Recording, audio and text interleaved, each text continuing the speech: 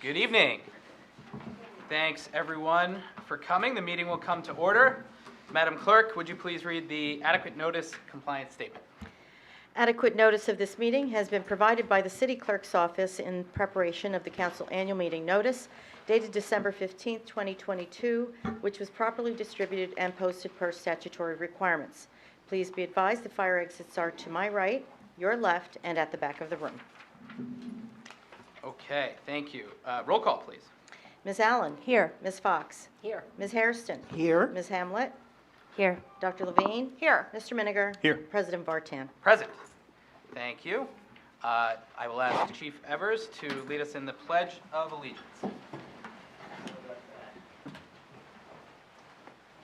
allegiance to the flag of the United States of America and to the republic for which it stands, one nation, under God, indivisible, with liberty and justice for all. Okay. Madam Clerk, please read the notices regarding closed session and hearings and comments. A closed session meeting is authorized by state statute, was announced and held prior to the start of this meeting, and the known items for discussion were listed on the published closed session agenda. Please be advised that council meetings are broadcast live on Comcast Channel 36 and Verizon Channel 30, and rebroadcast on Thursdays and Saturdays on HTTV on Comcast 36 and Verizon 33. When invited to speak, please come to the lectern. Clearly state your name and address, spell your last name, and speak into the podium microphone so that your comments can be understood by all and properly recorded. Whenever an audience or council member reads from a prepared statement, please give or email a copy to the City Clerk's office at cityclerk@cityofsummit.org. To help facilitate an orderly meeting and to permit all to be heard, speakers are asked to limit their comments to approximately 3 minutes or so in length. Unless you are using an electronic device to follow the meeting agenda or need it for professional contact purposes, please turn it off. Thank you. Thank you, Madam Clerk. Now on to the minutes for approval. Do I hear a motion to approve the minutes of the regular and closed session meetings of January 17th, 2023? So moved. And a second. Second. Okay, all those in favor? Aye. All those opposed? And the minutes are approved. Okay, so we're going to go a little bit out of order because we've got some people here. So we're going to do the Fire Department Volunteer Retirement Recognition. And so I'll ask Chief Evers to proceed with that. Do you need the mayor? Oh, very good.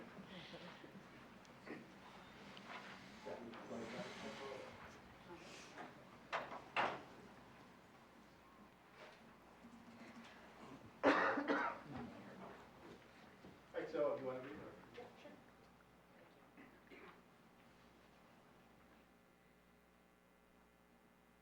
Many of you know, this is Mr. Bruce Cooper. After 42 years of dedicated service to the City of Summit Fire Department, volunteer firefighter Bruce Cooper advised Chief Evers of his decision to retire from the Summit Fire Department effective December 31, 2022. Bruce Cooper started with the Summit Fire Department's volunteer division on October 21, 1980, assigned to the Union Hose Company. Prior to him coming to Summit, he was an auxiliary firefighter with the New York City Fire Department. Within our volunteer division, he has held the rank of both lieutenant and captain. During his 42 years of service, Bruce has been involved in many fire department committees and has received numerous letters of appreciation, as well as volunteered countless hours of his off time to the department. Bruce has maintained an outstanding active status record throughout his career as a volunteer. He has served this department in the highest tradition of the fire service. Please let us all congratulate Bruce on his retirement from Summit Fire Department's volunteer ranks.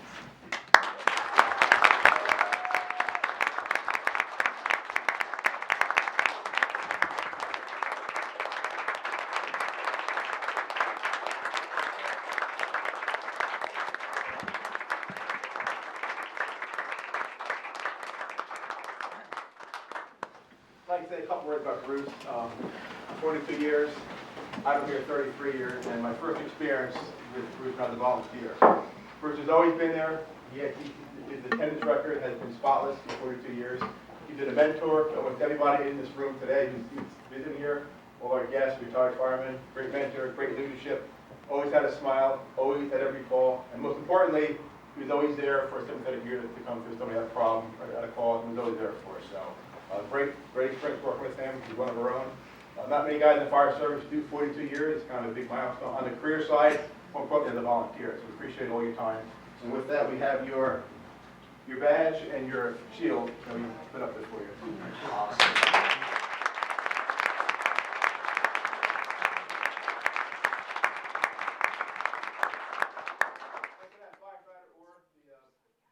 Secretary. President came with us tonight. They're out of town, so they made something for you on behalf of the Summit FMVA. On behalf of the career firefighters, FMVA 54 for Summit Fire Department, we want to thank Bruce for his 42 years of service. We had a plaque made for him, recognizing his 42 years of service in the Union Coast Guard. Congratulations.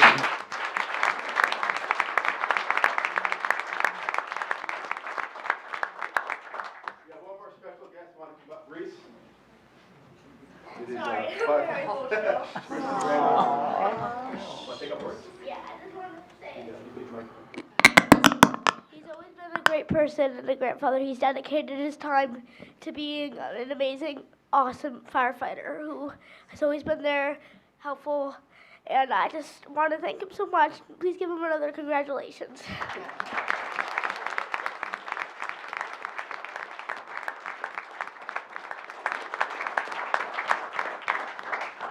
Usually I do my speech from memory, but I just don't want to leave anything out tonight. So I would like to thank Chief Evers, Deputy Chief Mbimbo, the officers and firefighters of this great department for this honor tonight. It's been a wonderful 42 years on one of the finest departments in the state. My fellow firefighters' commitment, professionalism, and their vast knowledge has left a large imprint on my career. Once again, thank you all for coming. This honor I will never forget. And the friendships that have endured will continue to endure forever and ever. Thank you.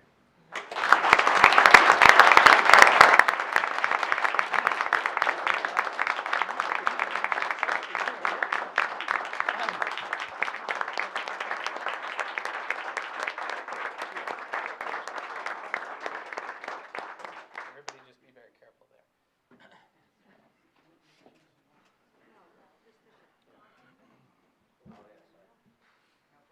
Choke me up. Yeah, me too.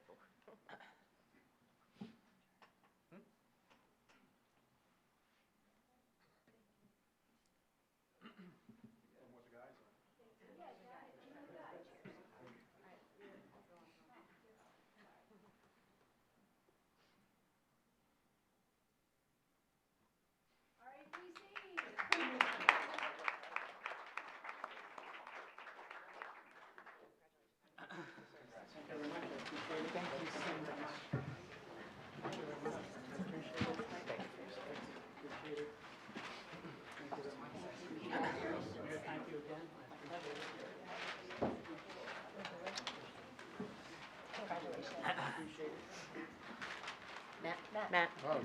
Thank you for your service. Thank you very much. I appreciate it.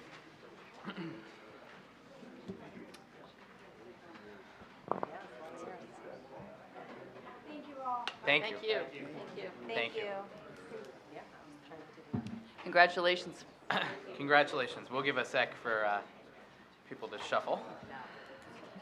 If anybody needs a tissue, we've got them up here. She got me, I'll tell you. Yeah. Right?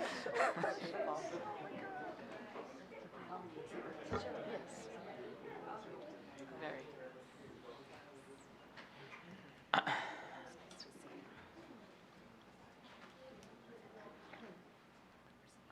Well, that was really nice. All right, we'll get back to the order of the meeting. We will move on to reports, and we'll start with Madam Mayor. Thank you, Council President. That was a great way to start the meeting. Okay, just a little bit. So, not surprisingly, pedestrian and vehicle safety are important topics that are addressed by the Summit Police Department and our communications team on a continuing schedule, especially during back-to-school time and when the warm weather arrives. Over the past few weeks, we have renewed our focus on pedestrian and vehicle safety following several serious accidents. A child in a crosswalk on his way to school was struck by an elderly driver but was not seriously injured, thank God. In 2 separate incidents, intoxicated males were struck crossing the street, and we know one was not in a crosswalk. Neither was seriously injured, thankfully. Enforcement efforts are ongoing and have been increased, and we continue to look at ways to re-engineer and improve roadways. Chief Zagorski and I recently wrote a letter to the editor asking for drivers to slow down and for pedestrians to remain alert, use the crosswalks, and obey traffic signals. Most importantly, we are asking you to look out for one another. Over the next couple of months, the police department and city social media pages will contain important safety tips for pedestrians, drivers, and cyclists.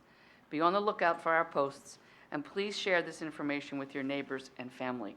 The other day, I was walking across the crosswalk by Winberry's, and a woman in front of me stepped off the walkway, never looking up, hands like this, looking at her phone. She didn't know if a car was coming or not, and I couldn't resist. I tapped her on the shoulder, and I said, "Excuse me, ma'am, I think it's really a good idea, even though you're in the crosswalk and you have the right to be here, that you should look to see if a car's coming." She said, "Well, I'm in the crosswalk." I said, I get that, so am I. I said, "But would you rather be right or injured? I mean, please, you need to take care of that. Take care of yourself, watch." And yes, you're right. Once you're in the crosswalk, you have the right away, but, you know, we have to be mindful of everything that's going on around us. And people have to slow down. The other thing I wanted to raise very briefly was I received an anonymous letter from some residents complaining about some construction going on in their neighborhood and so on and so forth. Well, I have no way to respond to an anonymous letter. And if you see that there's a construction issue in your neighborhood, call the dispatch number 908-273-0051 and report it, because it's happening right then. It doesn't help that I get an anonymous letter X number of days later and I can't respond because I don't know who sent the letter. No return address, nothing. So please use the Civic Plus or call the dispatch if you have complaints and problems. Thank you. Thank you, Madam Mayor. We'll move on to City Administrator Michael Rogers for your report. Thank you, Council President. Good evening, everyone. Just 3 items. The Summit Department of Community Programs is hosting a Valentine's Day themed ice skating event on Saturday, February 11th. The free event will take place from 1 p.m. to 6 p.m. in the Elm Street parking lot. Skating sessions will be offered every half hour. Skates will be provided free of charge. Attendees will have the opportunity to make a Valentine and chocolate-covered strawberry and enjoy bonfires, music, and free hot beverages. Pre-registration is not required. Second item, registration is now open for our swim lesson program at the Summit Family Aquatic Center. Please go to summitcommunityprograms.com to register or for more information. And then lastly, mark your calendars. The next Summit Free Market is on Saturday, February 11th from 9 a.m. to 3 p.m. Events are held at on the second Saturday of every month at the transfer station located at 40 New Providence Avenue. Stop by to drop off yard sale quality items you don't want anymore, or browse other donated items, all for free. And that's all I have for this evening. Thank you, Council President. Thank you, City Administrator. Good evening, everyone. I, like so many others, was shocked and saddened to hear of the sudden and tragic loss of Councilwoman Eunice Dwumfer of Sayreville this last week. Yesterday, Mayor Radist and Council sent a letter to the Mayor and Council in Sayreville expressing our condolences. Our hearts are with them as they seek justice and grieve as a community. Let us bow our heads for a moment in memory of Councilwoman Eunice Dwumfer.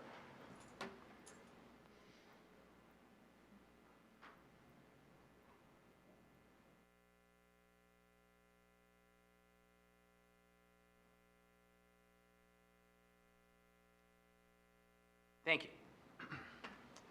I would like to thank Delia and Jamie for participating in the Facebook Live event that we held on January 24th. Thanks to Megan and Amy in the communications office and everyone who commented, asked questions, or just watched. These events are definitely meeting our goals of informally and virtually engaging with the community. We're answering questions and providing information. They will continue, and next week on Tuesday, February 14th at noon, Lisa, Allen, and I will be hosting the next one, so we hope that you will join us for that. Next, I would like to update the community on two topics of interest. First is the Maple Street closure, or potential closure, and I will ask somebody, maybe Aaron, can you click to the next thing for me there?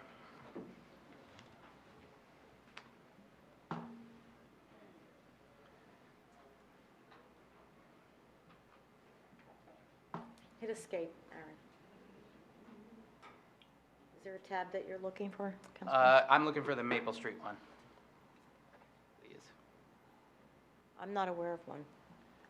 If you, did you provide one? Yeah. Yeah. What email can I send that to? Look on the desktop, Aaron. Well, I could tell you about it, but the visual aid is really helpful. Let's see if it's on there. There's another couple slides there. Yeah, there we go, right? That's probably it. Nope, that's the other one. All right, well, tell you what, I'll tell you about it, and then we'll put it out on the city's social media. So here's what has been completed so far as relates to a proposed potential seasonal closure of Maple Street. First of all, we have had initial community input. We have met with restaurant owners. We've also met with some property owners as well. We had SDI's presentation to council that we almost got a review of. And then we've also had some engagement with boards and commissions as well. The result of that and the result of all this engagement with members of council, both formally and informally, is that I think throughout the community and on the dais, there is broad consensus for some sort of seasonal closure of Maple Street and not a permanent street closure. So of course, there are still people who think we should close Maple Street permanently all the time. There are still people who think we should not close Maple Street at all, ever, right?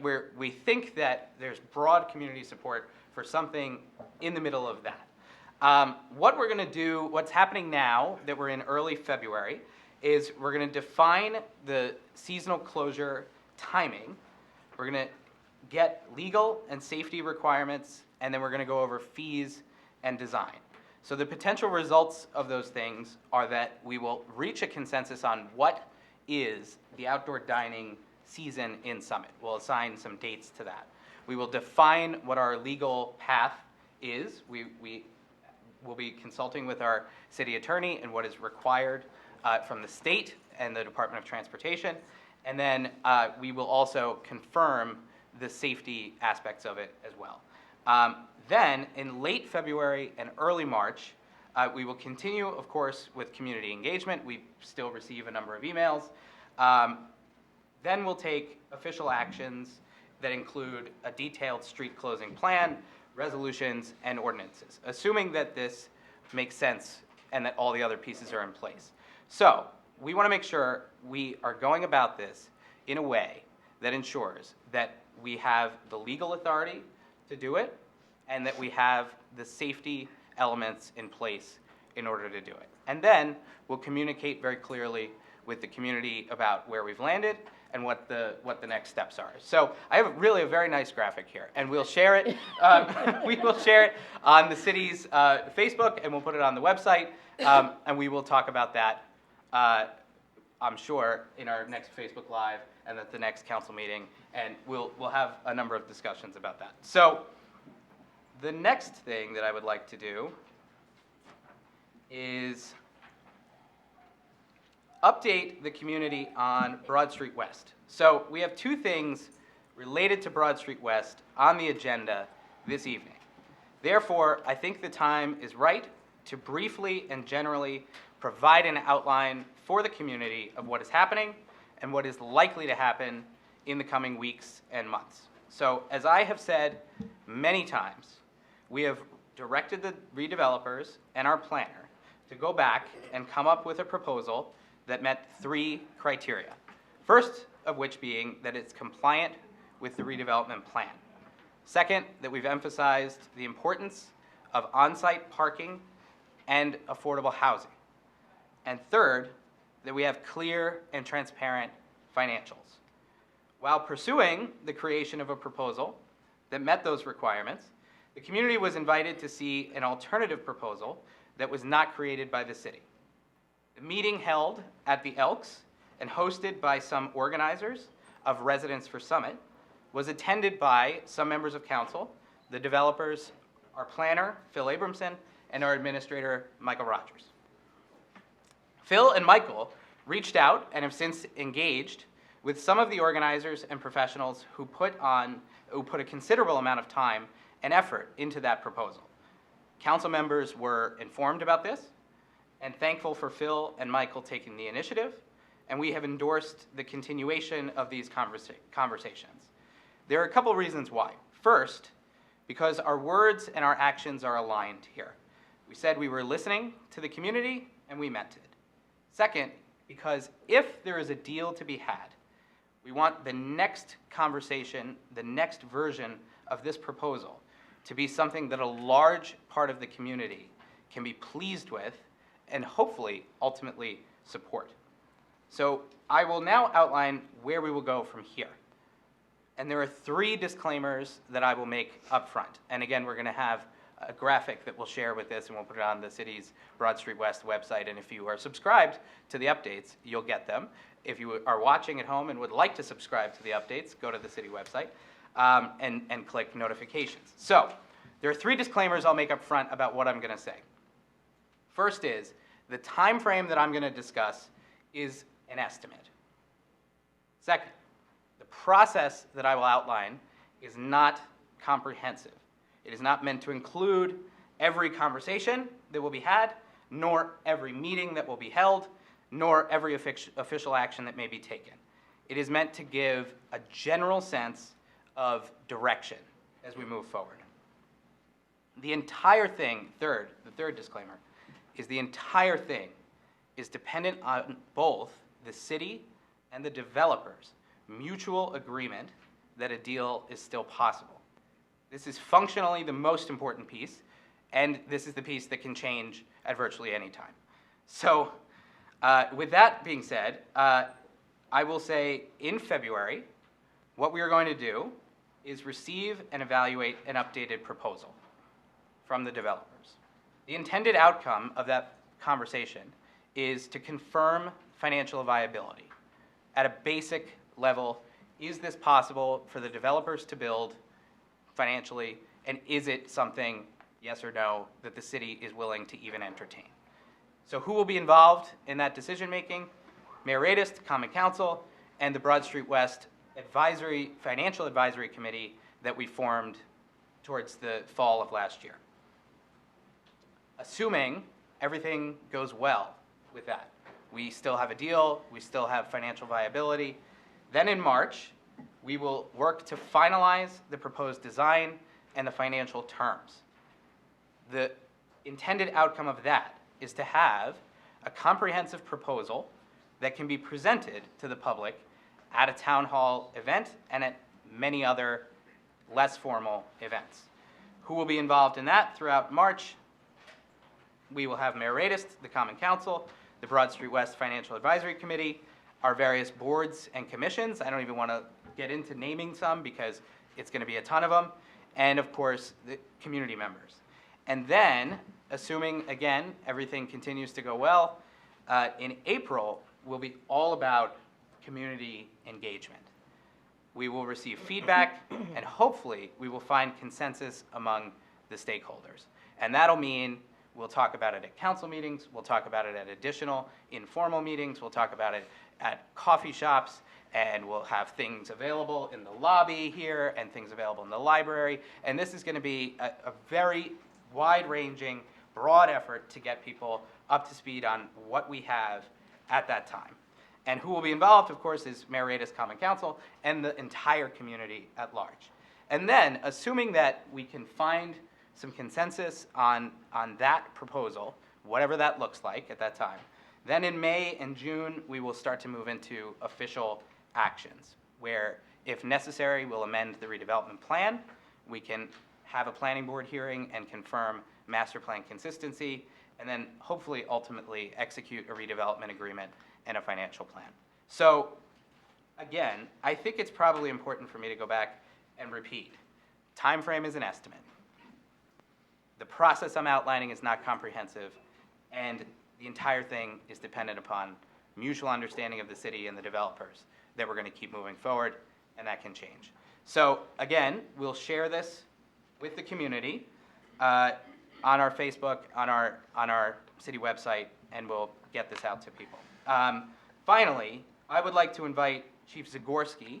I see you. Yes, thank you, Chief. To give us a quick update on crime statistics and the ongoing efforts of the Summit Police Department. Since I've asked him to do this last minute, and because we have a very full agenda, we're not going to open up for questions at this time, but please think about the information the Chief is going to provide. If you have questions, please email us and him, and his email will be there on the last slide. And then we can decide if a follow-up from the Chief at the next council meeting makes sense. So thank you in advance for your understanding, and I will turn it over to you, Chief Zagorski. Thank you. I take it the crowd is not here for me, but Chief, your report is on that desktop. Just double click okay. at the very top there. All right, through you, Council President. Tonight, we're going to go over some statistics for crime here in Summit over the last year and some of the things that we've been doing to address those issues. Before I get into that, I wanted to show a few slides that depict the historical crime data in Summit. We'll get that started. And the purpose of doing that is to really to put the statistics that you see today into perspective, into historical perspective. All right, so just bear with me. This is, and one Gotta of use the the mouse pad. It's not a touch screen. oh, okay. There you go. And one of the other reasons is that obviously we had an uptick in crime, specifically in stolen vehicles over the last couple of years, and it's created a lot of concern, understandably, a lot of anxiety, understandably. One of the things that I've been hearing quite often is that crime is out of control in Summit. This is the most crime that I've lived here all these years, and this is the most crime that I've ever seen. So some of this historical data, is going to address that issue. If it comes up.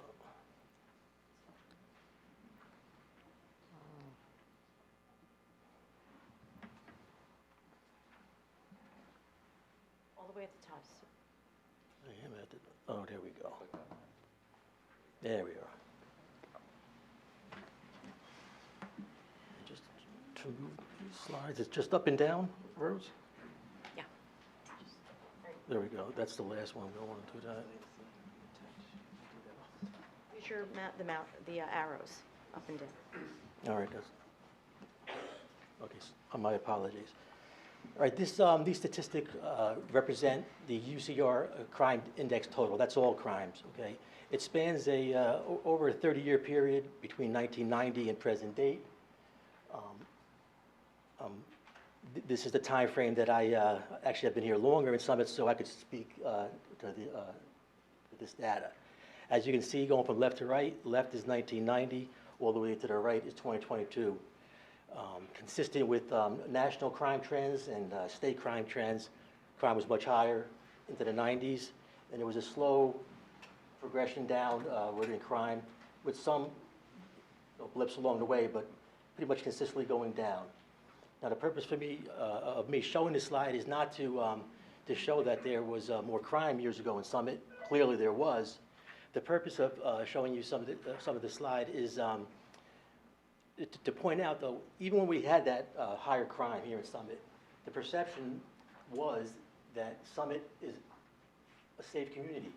It's considered one of the safest ones back then in New Jersey, one of the safest ones in Union County back then.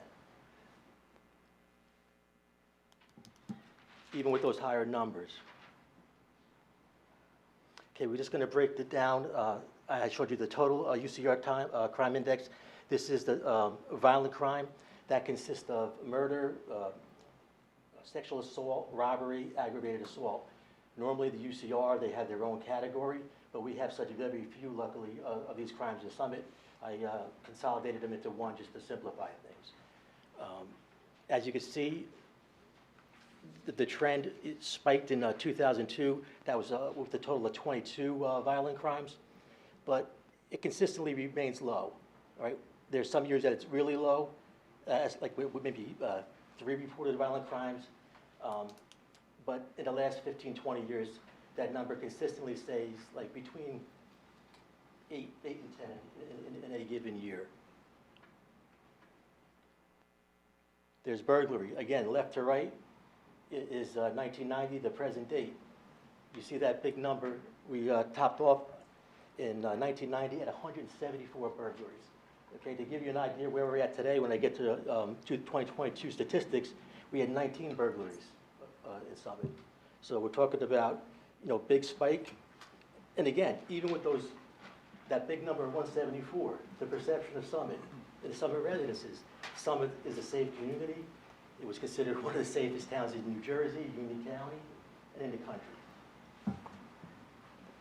Chief, can I just make sure you're still in the mic so people can hear you at home? Oh, sure. Thank you. My apologies. This is larceny. That's just basically theft.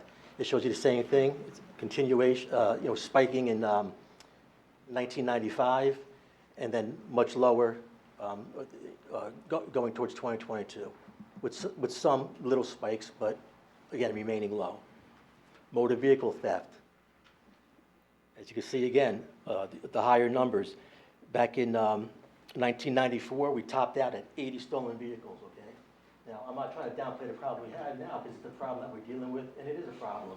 But we're talking, in 2022, we had 26 stolen vehicles, okay? Again, a problem nonetheless, but just trying to put into historical perspective. Even with the high stolen vehicle rate going back in 94, the perception was Summit's a safe town. It was one of the safest towns in New Jersey, Union County, and in the country. And I apologize for going away from the microphone. No, that's okay. That's okay.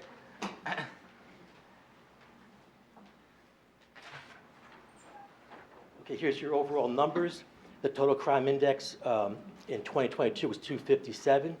Okay, it was up slightly from 2021. It was basically the same as it was in 2022. Then, one of the reasons for that 20 crime difference is that in 2022, with some of the investigative things that we were doing to combat the stolen car problem, we were aggressively seeking out information and data so we could form a plan to fight it. And we were actually, when we would investigate one stolen car, we would go to a number of houses and have them check their Ring cameras, and it was identifying crimes that they normally they wouldn't see. What they saw on the Ring camera was someone maybe attempting the door handle of the car in the driveway. So we were identifying a lot of crimes that wouldn't have been identified otherwise, but because we were actually we were the ones looking for the crime. Okay, it wouldn't have been reported. Violent crime, that number was low for 2022. Now you can see. It was down from 11 in 2021. For you math people out there, that's like about a 30% decrease. I like to do a victory lap and say, yeah, we got it down 30%, but we're talking about small numbers here, a very small, small change. Burglary, again, it was at 19. That was up 5 from 2021 and up another 4 from 2020. Larceny, it was a little less than 20 up from the previous year. And motor vehicle theft was up 2 from the previous year. But I'm going to get into the good news in that number in a moment. As you all know, in the past 3 years since COVID, car thefts have risen. Actually, in the state of New Jersey, unfortunately, Summit was in, they weren't exempt from that trend.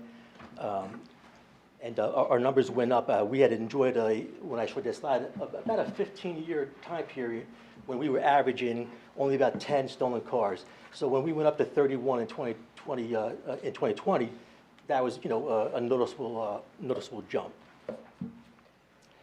To combat this problem, we introduced last year a two-pronged approach to addressing the problem.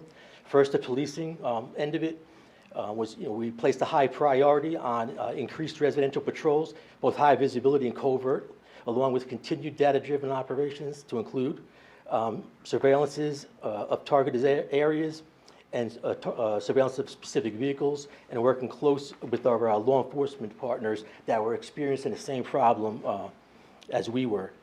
The second part of that plan, which was one of the most important parts of the plan, was we had introduced an aggressive public awareness campaign through using such applications as Nixle and social media, sending out flyers, trying to keep the public informed, trying to change that public's behavior, and you know what behavior we're talking about, and that's taking the key fobs out of your car and locking your car.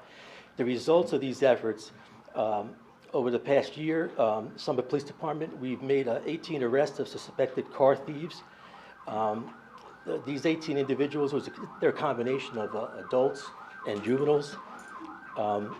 In addition to the arrest, on at least 38 separate occasions, Summit Police Department officers have encountered these criminals attempting to steal cars and were cased in the area, and they chased them out of town, preventing the thefts. Detectives over the last years have recovered 22 of the 26 stolen vehicles reported last year. So as indicated, most important was the campaign addressed to the public to raise awareness and try to change their behavior. We introduced this two-pronged approach going back last year. It was met with a little bit of resistance, but as time went on, we got the cooperation of the public, and people started jumping on board, and it showed some pretty promising results. So the results have showed that over the last 5 months, we've only had one stolen car from the residential area. Obviously, you're all aware of the business that got hit last 2 weeks ago when 2 cars were taken out. But we've only had one taking from a residential area where the key fob was left in the car, and the car was unlocked. So clearly, the plan was working. Now we're still experiencing attempts. We're still getting reports, but they're fewer and far between. For example, we had a cluster of reports last weekend. There was maybe 3 separate locations where attempts were made, but they were coming up, they were finding locked cars and no key fobs, so they were unsuccessful. Another promising anecdotal observation of last weekend's attempts, where there were attempts made in parking lots of apartment complexes. Now, this is something that they were staying away from because people that parking complexes normally lock their cars and take the key fobs. Now, to me, it's an indication that the well is run dry, they're getting desperate, and they're trying locations that they normally wouldn't try.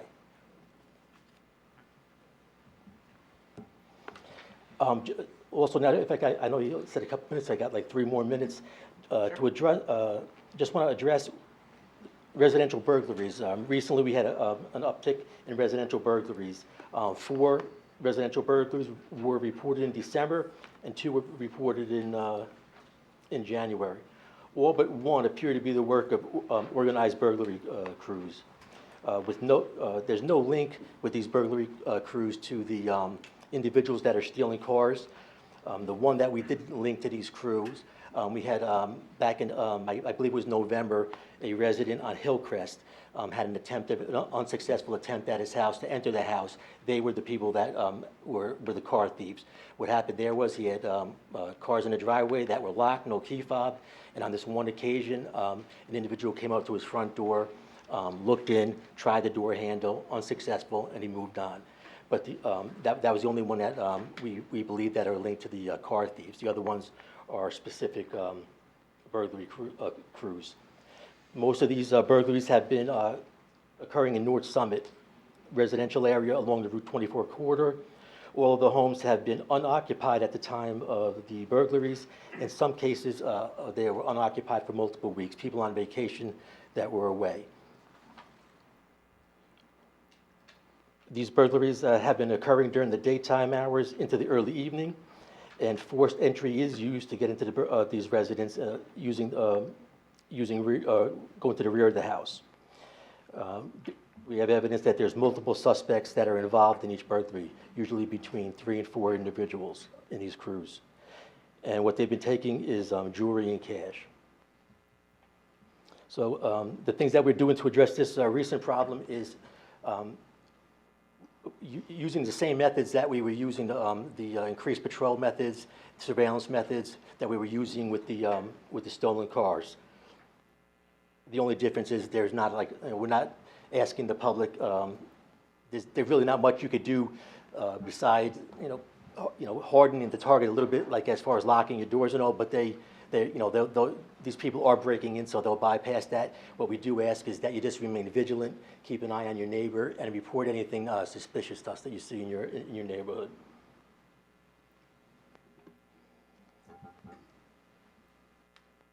Okay, so the question, well, that I'll end with, you've seen the crime stats. They're up in certain areas. They're concerning in certain areas, but they're manageable.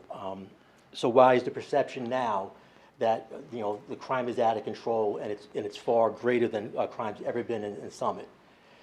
And the only thing that I can think of is that you guys are a more informed public now. Especially through social media and apps like Nixle.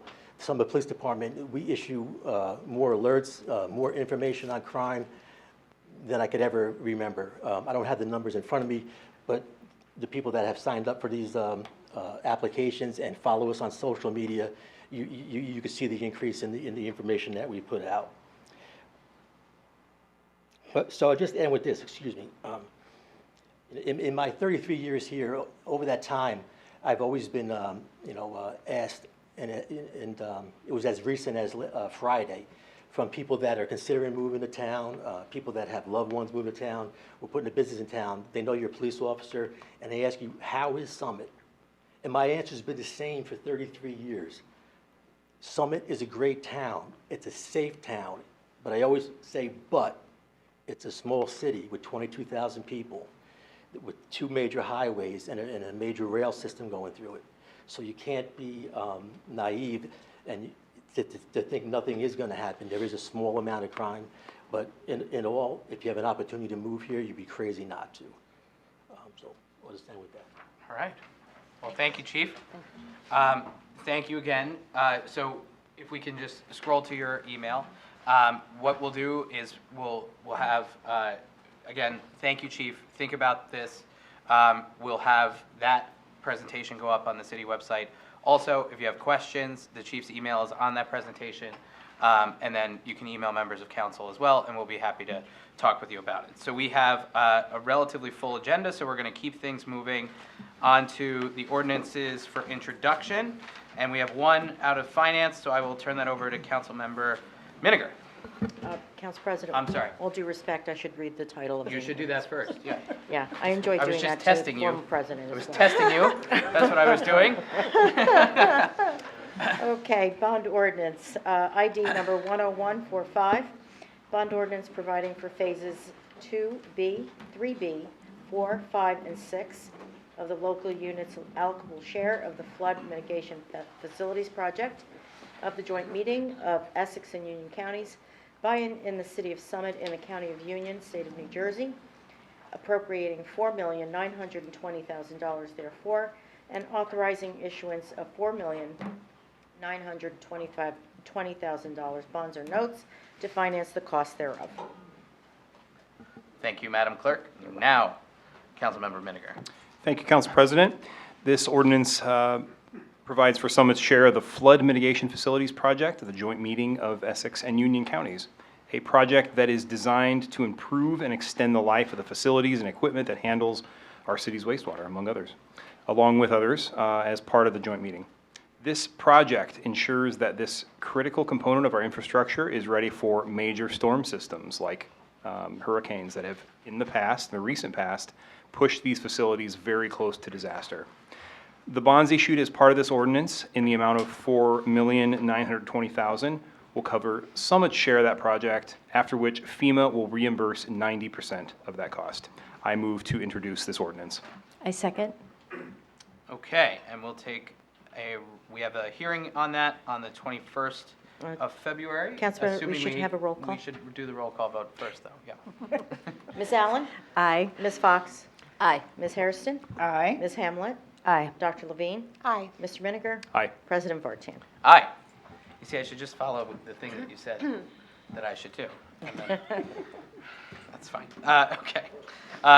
We will have a hearing on that, though, and it'll be the 21st of February, which is our next council meeting, same time and place here in this room. So we'll move on to resolutions, and we have two from Finance. Councilmember Miniger, please. Thank you, Council President. This is number 10163, and this resolution authorizes the transfer of appropriations in the operating budget from accounts with a surplus to those that are over. This is a regular occurrence at the beginning and ending of every budget year. This particular transfer is in the amount of $33,000, and I move to adopt this resolution. I second. Okay. Any comments from members of council on that one? And comments from members of the community? All right, hearing none, I think we're ready for a vote on that. All those in favor? Oh, no, this one's a roll call vote, too. Shall I call Start the that. roll? Yes, please. Ms. Allen? Aye. Ms. Fox? Aye. Ms. Hairston? Aye. Ms. Hamlet? Aye. Dr. Levine? Aye. Mr. Miniger? Aye. President Vartan? Aye. Okay, thank you. That is approved. And now on to number 2, Councilmember Miniger. Thank you, Council President.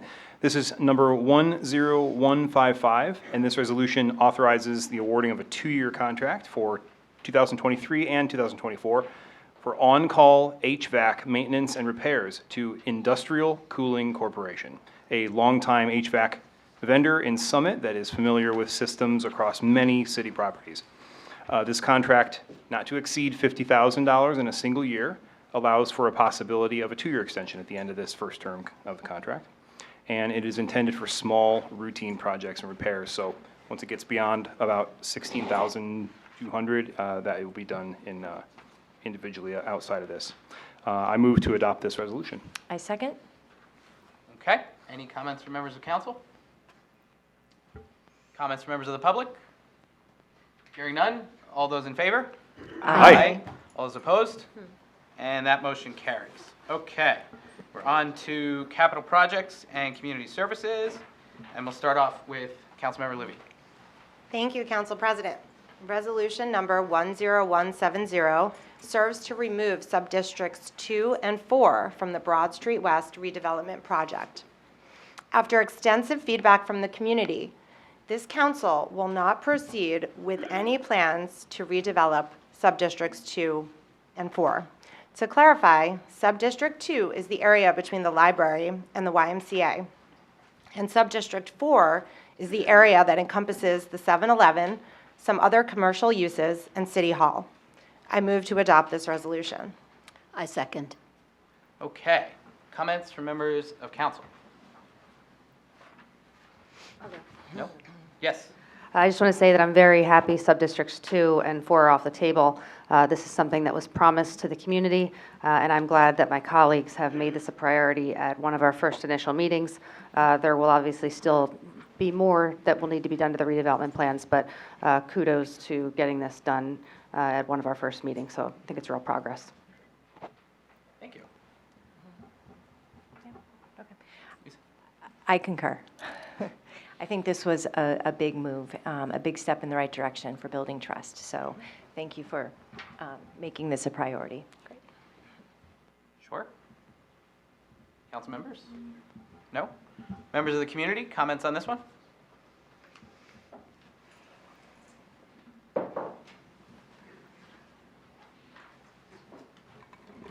Hi, Dory Gagnon, 27 Bedford Road. I want to thank you all for listening, especially to me and residents for Summit, for removing these subdistricts. I've asked many times, so thank you for doing that. In relation to Subdistrict 4, I noticed that some renovations are planned, renovations and redevelopment are planned for Summit's current existing affordable housing, including the Vito Gallo building, the senior housing that's right next door. Can you please tell us what's going on with that, Council President Greg Bartan, since you're the liaison to the Affordable Housing Board, please? Sure. So what you're talking about is the Housing Authority, the Summit Housing Authority, which is managed by a board of people that are appointed by the governor, the mayor, and then the rest of the members are appointed by council. So what's happening is there's a mechanism called RAD, which is basically where essentially the federal government a while ago decided there's really not money for this kind of, for rehabilitating and renovating these kinds of properties, HUD-created properties. And so basically, several years ago, the Housing Authority went out for round 1 of their RAD basically financing, where they can go into the private market and get loans in order to keep up the property. That was several years ago. What they're doing right now is the Housing Authority Board has a RFP out for RAD 2.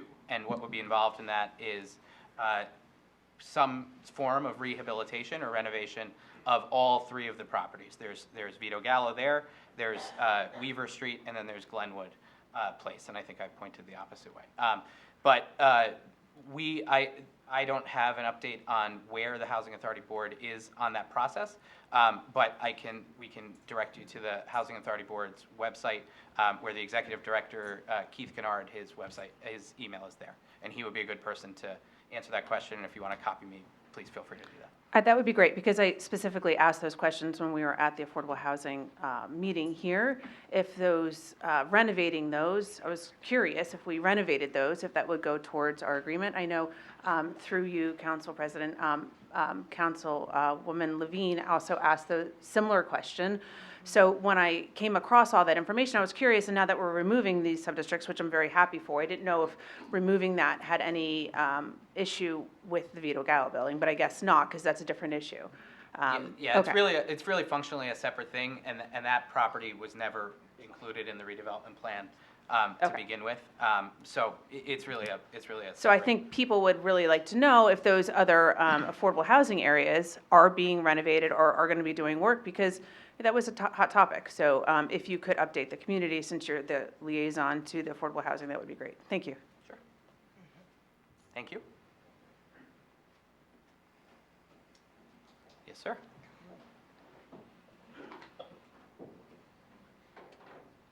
Council President, council members, from the YouTube videos, I've learned to come up here and speak in the mic closely. What's your name, sir? Jamel Boyer, 204 Morris Avenue. Just a little bit about myself. I am a longtime resident in Summit. I grew up on Dennis Place. I'm a Washington Owl. I went to Summit High School, played on a couple of championship football teams. I see Gil here. So, I went to Rutgers University. I got my degree in criminal justice. Went to St. Peter's, got my MBA and my accounting degree. And I came back and I married Shantae Mickens, who I've known since 5th grade. Now, I say all of this not to be grandiose, right? But I say it because I love this town. And if it wasn't for this town, I don't think any of that would have came true. So the reason for me to be up here is about affordable housing. As someone who grew up on Dennis Place, I'd like to know what the plans are for the individuals that you choose to move in these houses, right? I think as indigenous Black Americans, I don't want to be just the example. I'd like to be the standard. And diversity is an American thing. I mean, if we look in here, this is what makes America great. There's no other country like this country. So I'd like to know what the plans are. Is there a path forward to get certain people in these homes, in these affordable homes.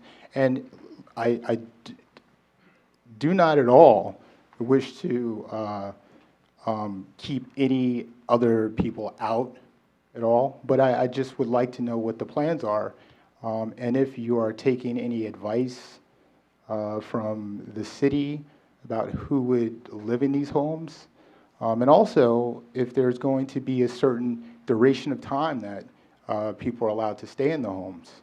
I know that affordable housing used to be, for a time, something that you would move to get on your feet, right? Which is the idea of welfare. And I'm not ashamed to say it. I moved here from Newark, New Jersey, Chancellor Avenue and Sly Street. I'm also a former narcotics detective, and I just wanted to say to the chief, this town is a very safe town. Because I've worked in Newark and Irvington and Trenton doing undercover operations, and you all should be happy where you're living at. But yeah, so I'll leave it there, and if you can describe your plans for the future low-income housing and individuals that will be occupying these spaces, I'd appreciate it. Thank you. Thank you, sir. So I guess in briefly responding, I'll direct you to the city's affordable housing website, which has significantly more information on it now than it did a little while ago. The other thing is that I just remembered is we have the city's affordable housing committee is meeting on Monday, the 13th, which is next Monday. And that's at 6 p.m. The link, it's a meeting, the link is on the city website, and that's another good opportunity to hear about basically the progress that's been made on the affordable housing front in 2022, and a good place for general discussion about affordable housing. But also, if you want to send me a follow-up email, we can set up a time to talk specifically about affordable housing, and I can connect you with our administrative agent as well. But we're focused on, for the purposes of this discussion, the exclusion of subdistricts 2 and 4 from Broad Street West redevelopment plan. So if there's comments on that, we'll limit it to that for right now.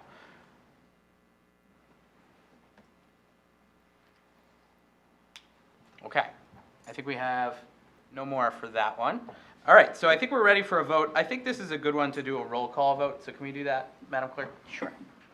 Ms. Allen? Aye. Ms. Fox? Aye. Ms. Hairston? Aye. Ms. Hamlet? Aye. Dr. Levine? Aye. Mr. Miniger? Aye. President Vartan? Aye.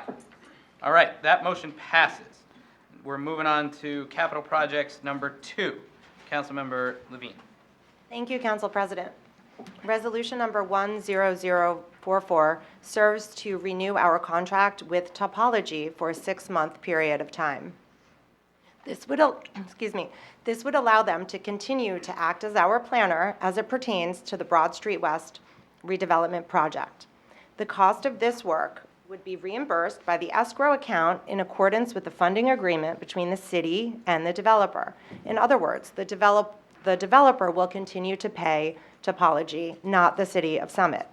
The contract amount is not to exceed $65,000. In a moment, I'm going to move to adopt this resolution, but first, I would like to take a moment to explain my point of view on redevelopment in Summit. Summit is special. There is no other municipality quite like ours, which means that there are no comps, simply no comps when it comes to redevelopment of this piece of land. Whatever ends up gracing that area must reflect Summit's historic character and unique charm. Given this opportunity to build our future, we must thoughtfully and carefully continue this process, supporting responsible redevelopment that is in keeping both with our community's values and the character of our downtown. As the new chair of the Capital Projects and Community Services Committee, I will help shape the many resolutions and ordinances pertaining to Broad Street West that come out of my committee, and as such, I will help frame the discussions you hear from this dais. I want to assure you that I am up to that challenge. I will use my current seat at this table to question, to advocate, to take a critical eye, and to keep our community's best interests at the forefront of my mind. And make no mistake, if I see something that I don't think is in our best interest, I will say so. We will hold our planner, our developers, and ourselves accountable every step of the way with eyes on the end goal, a project that enhances our community and one that we all can be proud of. I'm almost ready to move to adopt this resolution. Once I do, I would please like to ask Council President that before we discuss this matter as a council, that we give Topology's principal planner, Phil Abramson, a chance to address the room. Yes? Sure, let's take the motion and then we'll... Okay, I move to adopt this resolution. I second. Okay, we'll start off. Phil, would you please? Yeah. Here we go. It's good to see everybody tonight. Thank you for having me and for the opportunity to be here to address you, Madam Mayor, Council President Mike Rogers. So my name is Phil Abramson. I'm the founder and CEO of Topology, the city's redevelopment firm. I just want to start out by saying and letting the community know that my primary objective tonight is, and I see this as beginning the process of rebuilding trust. Trust in my firm, trust in Topology, trust in the planning process for Broad Street West. To lay that groundwork, I want to briefly reflect on some of the decisions and some of the mistakes that got us here. I also want to share how I believe this process will unfold much differently moving ahead. First, I have not appeared in quite some time in this room. I always remembered this desk being much higher. I don't know why. So I thought I'd share a little bit about myself for those who don't know me. I was a resident of Summit for many years. I now live in Mountainside, right next door. I'm still in Summit almost every day. I patronize your stores. I go to your restaurants. My kids and my family go to your great institutions here. I've been involved in some aspects of planning in this city since 2016, starting with the city's master plan reexamination. The third thing is, I do believe in Broad Street West. I believe that we can do better than the parking lots that are out there right now. I also believe that for any redevelopment to be successful in this area, it must be done thoughtfully. What does that mean? Well, I'm going to tell you in a couple minutes. So, I want to talk a little bit about how I think we got here. I assumed management of this project last summer, and since then I've had the opportunity to debrief with all the elected officials and several members of the community. I've reviewed and reread much of the media coverage on this project, and I'd like to share some things that I've learned. To start out with, number one, the tail cannot wag the dog. In other words, it is critical that we as a community come to some consensus on why we're doing this and what we hope to accomplish. In retrospect, municipal finances became the driving force behind this project. I think these financial concerns were heightened during the economic uncertainty created by the COVID-19 pandemic. Standing here today, I believe that I have a much better understanding of local priorities. First, the existing redevelopment plan reflects the most development this city really wants to see. It is not a starting point for renegotiation. We will solve for the quality of design, not for maximizing financial returns. Other priorities include adequate provision of on-site parking, replacement of the public parking, maximization of affordable housing set aside, and of course, beautiful architecture. I believe that together we can accomplish all of these things. As I've assumed leadership of this project, my main priority was to reestablish broken lines of communication. After the pause that you all decided last May, I began working with Carlos Rodriguez, the planner retained by residents for Summit. I monitored the progress of Carlos and RFS as they finalized and ultimately presented a new plan at the Elks Lodge in November, as referenced by Council President. This plan was well received, and I was very relieved. As this process unfolds, I intend to maintain open lines of communication and seek feedback from the entire Summit community. This can and should include RFS and other stakeholder groups. My overarching goal is to help this entire city, the entire community, identify a feasible plan that reflects local priorities. And again, I believe that together we can accomplish all of this. I recognize that this process needs to be based on mutual trust and transparency. This is more than buildings, parking, and plazas. This is about reconciliation. Please know that I will be guided accordingly. I understand that we cannot go backward. I'm committed to seeing this through on the city's behalf and in partnership with the council, administration, advisory boards, and the entire community. I will be personally involved in all day-to-day management. And I guess I want you also to know that this is personal for me. Summit is extraordinary not just for what it is, but for what it means to all of us. For me, this is where my wife and I lived when we were married. Summit's where both of my daughters were born. Summit's where I began Topology, my company. So please know that I intend to treat this place with the respect and care that it deserves. So thank you for your time this evening, and I'm happy to answer any questions you might have. Thank you, Phil. I will turn it over to council members. I guess I'll go first. Yes, ma'am. Thank you, Council President. It's more of a statement than a question. Is that all right? Sure. Oh, okay. Yeah, certainly. I actually had a speech in here based on how I was going to vote tonight, but I'm just going to look at you in the eyes and this room and say, you know, a couple months ago, I would have been a hard no, right? And I think it was very disappointing over the last year with the rocky road that we went through.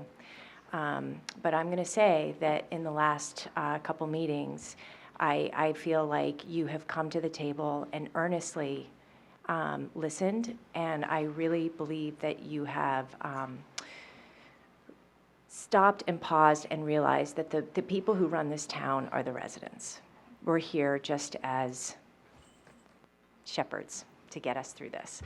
So I'm glad to see that it's going to be smaller. I would like to see 2/3 smaller.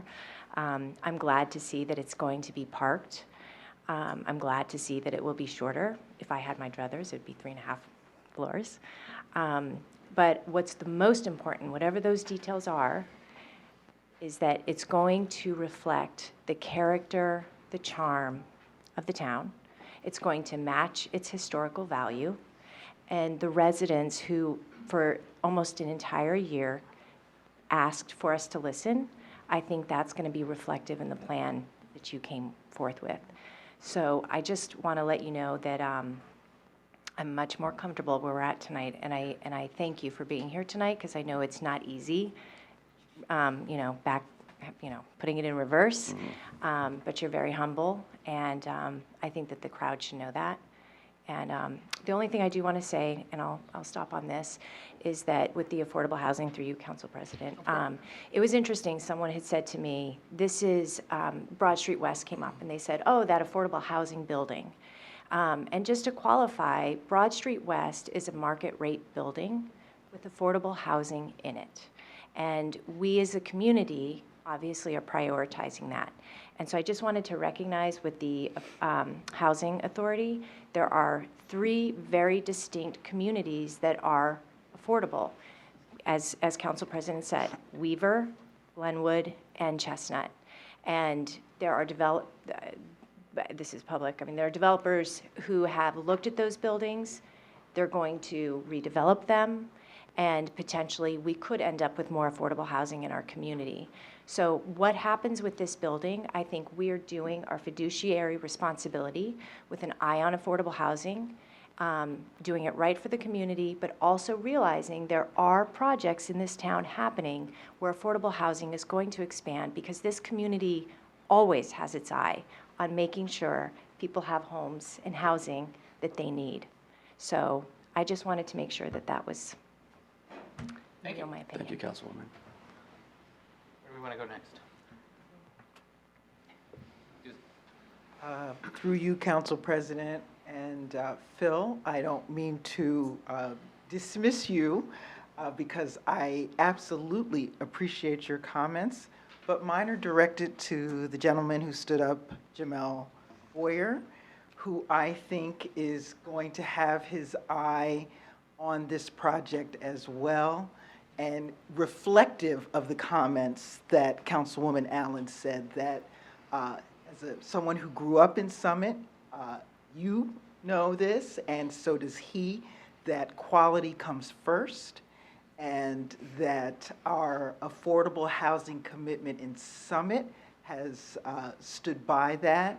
And so I appreciate your coming back to us in a way that reflects that, but it is to also assure Mr. Boyer to keep his eye as close on this to see that we come through in the way in which he recalls and he grew up. So thank you. I appreciate it too. Thank you. Thank you. Mayor? Thank you, Phil, for all your comments tonight and for working with this community. It's a great community, but it's a very smart, well-informed group of people who care deeply about our town and are not interested in taking a back seat. So not a lot of communities are like this, and I know you kind of were first a little bit surprised about that back in 2016 with the master plan. But we're fortunate, and thank goodness. It's I said it a month ago that we work together, we learn from each other, we compromise, and we'll get a better project. So thank you, and I look forward to working with you for the rest of the year. Thank you. Council President? Yes. Andy? Oh, so Phil, I do have a speech written, and I'm going to say it as if it's ad lib right to your face. Okay. So you did a ton of work when we met with you recently. It was evident that you did a ton of work on our behalf, which was really crucial to this project being able to go forward. You've already talked about it. We've already heard really what you've done, which is you, along with Administrator Rogers, you facilitated valuable open dialogue beyond what you had to do. And as a planner, you worked through what was realistic in this new design that we saw, or the alternate proposal design, what was functionally not possible, and you did it in a way that makes me really optimistic that this can be, in its new form, something that will really incorporate everything that we heard and learned in 2022. So we listened, we conveyed the importance of what we heard, and you absolutely internalized those things, which was huge. So you demonstrated that really clearly, and having witnessed that, I think that there's no stronger testament to our commitment to incorporating what we heard loud and clear than to vote for the renewal of this contract. So thank you so much for doing that. Thank you, Councilman. Thank you. Roger? Phil, I just wanted to say, as someone who's been fortunate to work closely with you, that one of the things that I've seen in the way you work is the way you listen and you try to come up with practical solutions. And, starting from the time when we realized that this was a project we had to put the brakes on, that you were the first person to hear that and sort of figure out what we had to do. And I so much appreciated that. And now sort of looking at how we come back and do this, taking into account the concerns of the community. And I think you've been there to hear those concerns, and I'm confident that you'll be able to implement those comments and concerns and come up with something, help us come up with something that we can all be proud of. So I'm very pleased to vote in favor of your reappointment. Thank you, Councilwoman. Good. I have to agree with Andy. I have to follow my notes here. But Phil, thank you for coming tonight. I appreciate it. I appreciate the opportunity to speak with you yesterday. I think it was yesterday. The days are starting to run together. When I was asked about the extension of this contract, I was torn for a few reasons.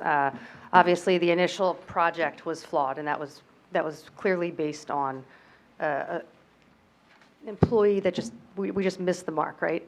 The city's trusting you to get the details right? The damage caused by the misinformation has taken a toll on a lot of residents, and I just want to express that I certainly appreciate you coming here and standing here. It means a lot, and I know it means a lot to the residents. With all of that being said, Mr. Abramson, I hope Summit has shown you that public engagement meetings and the details involved in them from the start are significantly important. The devil is in the details. Thank you again for your time yesterday. I really was curious on how you have felt the last few months have been going. And I also, just so the public knows, I've had one meeting with Mr. Abramson and one other council member, or two perhaps. I am much more comfortable doing a 6-month contract than a 12-month contract, just so that we can stay on task. So I appreciate Council President Vartan doing that. And I have had so many conversations with our city administrator and Council Member Vartan assuring we are moving in the right direction, and I feel that we are, and we are making progress. Furthermore, the only other thing I would like to say is there are many other capable planners out there, believe it or not. I think Mr. Rogers could probably attest to that. So I will be personally making sure we are sticking to the timelines and that Summit residents are put ahead of the developers' interests. I will continue to advocate for accountability. I do believe we are making progress and appreciate you working with Carlos, the residents for Summit, and I give our city administrator a lot of credit for making all of this happen, and we are making a lot of progress, so thank you. Thank you, Councilwoman. Well, thank you. I'll add some final comments. I want to thank my colleagues for sharing their thoughts. I want to thank you, Phil, for speaking and for being here. The time spent in the fall and winter months has allowed council and the community at large to take the time that was necessary to think carefully about what is important. And those are to listen, to keep our goals front and center, and that communication about this is obviously critical. In some ways, this vote is a continuation of work that you and Michael have initiated, and we appreciate that. In other ways, it represents a fresh start and a sort of kickoff to the public-facing final phases of this project. Either we can find something that works for this community, or we won't. As I spoke about in our reorganization meeting, we will bring this process to a conclusion this year. And I believe you are the right person and the right planning firm to see us through the rest of this. So I will also be voting in support of that. This time, having heard from all of our council members, I'll open it up to comments from the public, and thank you. Thank you. Thank you. Thank you, Phil. Don, come on up. Don Nelson, 20 Plain Street. I really have a very simple question. Where was this caring and concern for Summit 18 to 12 months ago? That's all I'm going to ask. Thank you for your comment. Eric. So Eric Kerzlaski, 169 Broad Street. I will follow in line of just very simple questions. Would be curious if there's any consideration given for Carlos Rodriguez running point on this going forward, given all of the great work that he did over the course of 2022. Thank you. Thank you.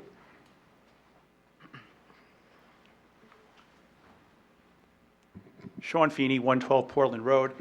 I just want to remind council that last spring, after Carlos did his presentation at the Residents for Summit Town Hall, Topology authored a memo, which still appears on the Summit website, called Correcting Public Misinformation, in which it went through a lot of Carlos's points, and themselves were misinformation, because they were not factually correct. So I would ask Aaron if he would take another look at that memo and consider whether or not that memo should still appear as part of the public record. Thank you. Thank you.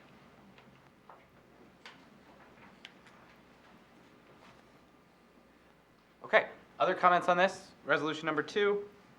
I think because we've had a lot of discussion about this, we'll take this one as a roll call vote as well. Council Madam President? Yes, sorry. I'm sorry. The misinformation document Mr. Feeney mentioned, is that something we would deliberate over or talk about? I think we have to have a discussion with Michael and with Amy and with Phil on whether that's something we want to take off the city website. I think the policy, generally speaking, has been anything that the city's put out about Broad Street is publicly available there as long as it's not confidential and deliberative. So let's have a conversation about that offline, Okay. if that works. Okay, roll call vote, right? Madam Clerk, please. Ms. Allen? Aye. Ms. Fox? Aye. Ms. Hairston? Aye. Ms. Hamlet? Aye. Dr. Levine? Aye. Mr. Miniger? Aye. President Vartan? Aye. Thank you very much. That resolution is adopted as well. Okay, moving on to capital projects and community services number 3. Councilwoman Libby. Thank you, Council President. Resolution number 10128 authorizes the 2023 submission of our Tree City USA recertification application and annual accomplishments report. Tree City USA designation recognizes communities that have proven their commitment to an effective, ongoing community forestry program. There's no cost to the city for this designation, and Summit has been a proud recipient of Tree City USA for 27 years. The benefit of having this designation is the potential for preferential status when financial assistance when grant money are made available for trees or urban forestry programs. I move to adopt this resolution. I second. Okay, comments from members of council? Tree City USA.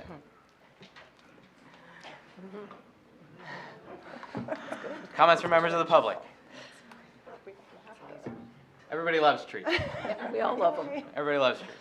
All right, hearing none, we'll take a vote on this. All those in favor? Aye. Aye. All those opposed? All right, we are going to continue to be a Tree City USA, hopefully, if approved. That'll be good. Year 28 coming up. Year 28 is on the way. Everybody, get ready. Get hyped. Okay, number 4, Councilmember Levine. Thank you, Council President. Resolution number 10090 authorizes the submission of the Sustainable Jersey Grant application at the $20,000 level. One of the purposes of the Sustainable New Jersey program is to provide resources to municipalities to make progress on sustainability issues, and they have created a grant program called the Sustainable Jersey Small Grants Program. The City of Summit Environmental Commission is submitting 2 separate grant applications to the 2023 Sustainable Jersey Grants Program funded by the PSE&G Foundation. And this first resolution is to approve the first one in the amount of $20,000. At that level, the Environmental Commission is applying for a grant to support a City Hall microgrid project. The project involves the installation of a small solar array on the south-facing roof of City Hall, which will connect to battery storage at City Hall. The microgrid piece involves the ability to switch on and off the main power grid. So in the event of a storm or other incident where the building loses power, the city would be able to switch it off the grid and run at least some part of the building on the energy that's stored by the solar panels. I move to adopt this resolution. I second. Okay, comments from members of council? Nope. I actually do. I have a Oh, yes, please. I always look to the left. I'm okay. really sorry. Yes. So this is actually an interesting one for me, and I've probably been torturing Aaron for 2 days on whether or not solar panels can be installed on metal roofs, because I truly didn't know the answer. So I'm learning in the process, and that was actually one of my questions, Councilwoman Levine. You don't have to answer it now, but as I'm learning, the other interesting thing that I think is in this grant, and maybe you can speak to it a little bit more, Councilwoman Levine, but is the piece for Martinsbrook Park. Is that in here? Or is it? Is that the second one? I think it's touch at on the that one? $2,000 level. Oh, for the perfect. Okay, so we green- can, yeah. but I was happy to I see believe. that one's in there as well, so. Okay, great. Thank you. Any other comments on this one? I'd like to. Yeah. Yeah, so this is something that the Environmental Commission has been very interested in for a long time, and I was liaison for a number of years, and before that I was a member, before I got on council. So this has been something that's been talked about for a long time. It's a great way to, we talk about hardening our infrastructure, and this is a really great way to do that. And the thing about it that makes so much sense is when the electricity is running, we are on the grid, and what happens is any power that we end up generating goes back into the grid and saves us money. And if we find ourselves without power, there is a switch. That's what makes it different than your traditional solar installation, that you can switch it to power the actual building that it's on. So I'm hoping we'll get this grant. I think it's a really great opportunity. And that's all I have to say. Sure. Thank you. Any other council member comments on this? Oh, yes, Council President. Yes, sir. I guess just in general, check out sustainablejersey.com, the website. So it's a ton of grant opportunities, but also it provides an outline for cities, for municipalities, to pass ordinances and resolutions that help them reach environmental goals. It's a really amazing thing if you're into that, so do it. Thank you. Comments from members of the community? Microgrid? Okay, seeing none, I think we're ready for a vote. All those in favor? Aye. Aye. All those opposed?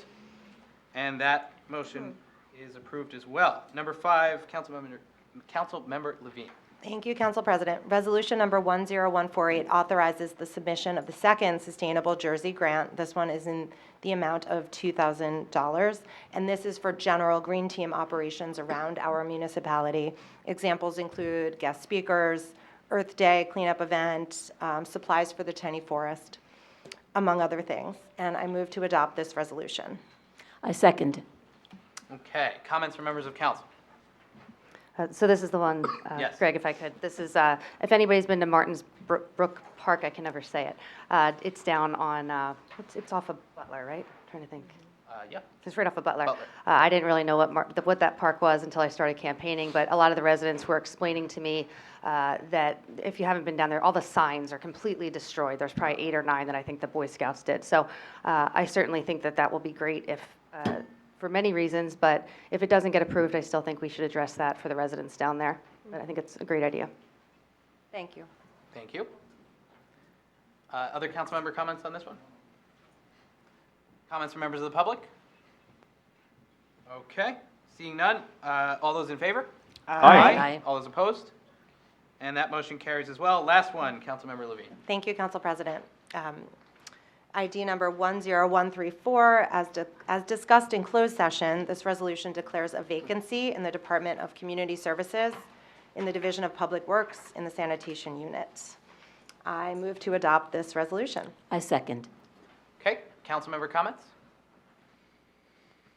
Comments from members of the public? Okay, hearing none. All those in favor? Aye. Aye. All those opposed? And that motion carries as well. Okay, we have one resolution out of Law and Labor, so I'll turn it over to Councilwoman Hairston. Thank you, Council President. ID number 10181 to authorize execution of a settlement agreement for the police department. Per the discussion in our closed session and upon the advice of the city attorney, I am recommending this settlement agreement with the city employee as in the resolution. Okay. Second? Second? Okay. Comments from members of council? Comments from members of the public? All right, hearing none. All those in favor? Aye. Any opposed? And that motion carries as well. Okay, we're on to our consent agenda portion of the evening. Do I have a motion to approve the consent agenda? So moved. And a second. Second. Okay, any comments or questions from members of council about items that are in the consent agenda? No. Okay, comments from members of the public? All right, seeing none, all those in favor? Aye. All those opposed? Okay, and the consent agenda is approved. We are on to the public comments section. At this point in the meeting, council welcomes comments from any member of the public about issues that are not topics on tonight's business agenda. If you have a prepared statement, please provide a copy to the city clerk or email it. All right, we're open for business. Don, come on up.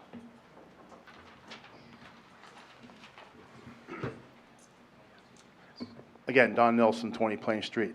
Got some requests. I think it was the zoning board that just passed the ordinance or approval for a building construction down by me on Morris Avenue for an apartment building. It's in a new business zone. One of the things with the new business zone is I believe there's a 0 setback from the property line. I could be wrong, but it's pretty close to the property line. That creates a problem for neighboring residences. If you're all familiar with the promenade on Morris Avenue across the street from Bristol Myers, they're pretty close to the property line. Whenever their underground carbon monoxide fan kicks on, the neighborhood can hear it. So what I'm asking council to do is to review the neighborhood business zoning to see if some sort of setback could be established. I brought that up at the zoning board meeting, and they said this is the place to start it. So I'm asking if you could review that and see if there's some changes that can be made, because it would prevent a business from opening up and having 0 clearance from the lot line. And if you happen to live behind them, you got to deal with, you could have been there for 20 years, now a new building goes up, you got to deal with what the new building brings. So I'm asking you to look into that. Secondly, I'm a lucky participant in the traffic on River Road thanks to the new stoplight at Chatham Road and River Road. So I'm asking if there's any way we could look at the end of Plain Street where it intersects with River Road, if we could put a do not block the box zone so we can get out of the street. Luckily, most people are pretty nice and realize that you can't get out, they let you out. But I'm asking if we could look at that with the county, to maybe do that and put up some signs that don't block the box.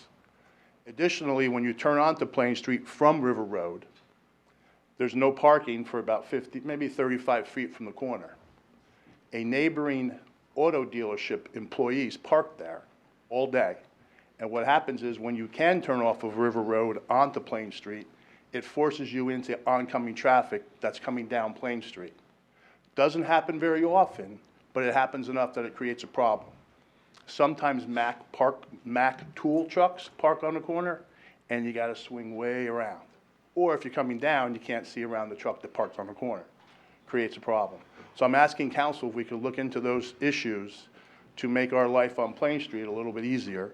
I know we're a buffer zone between commercial and residential, but people who have been on the street for 30 years shouldn't have to deal with the repercussions of new development. New development should deal with the people who live there. Make their life a little, keep their life the same. So those are 3 issues I'd like council to look into and see if some sort of resolution can come to head. Okay? Thank you. Thank you very much. Those are all things we'll look into in the CAPS committee, and we'll have Aaron and the CAP committee look into that. Thank you. Thank you very much. Thank you very much. Dylan. Thank you, Mr. Vartran, members of council, mayor. My name's Dylan Baker. I'm a resident at 72 Dale Drive in Summit, New Jersey. I'm also a leasee at 395 to 399 Springfield Avenue, 18 Maple Street, and 16 Maple Street. I'm here tonight to speak on behalf of the seasonal closure of Maple Street. I've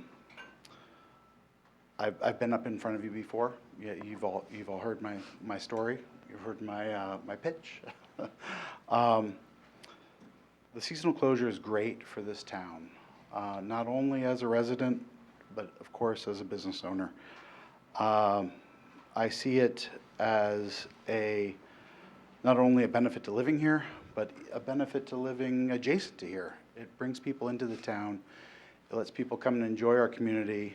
It convinces people to move to our community, quite honestly. I'd like to see it return seasonally, permanently seasonally, from May through October, every year for the next, I'll say decade, the next 10 years, indefinitely, if it could be. And I just wanted you to hear my thoughts. Thank you. Thank you.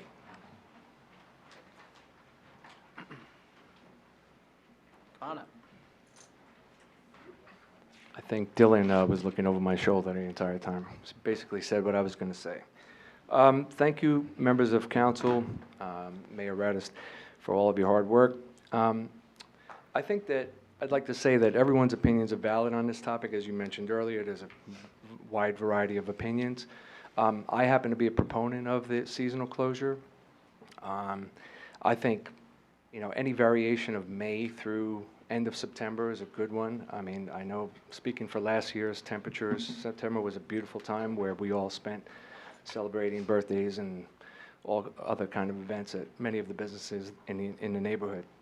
I think these businesses were vital during the pandemic, and I would argue they're even more so now as a community resource.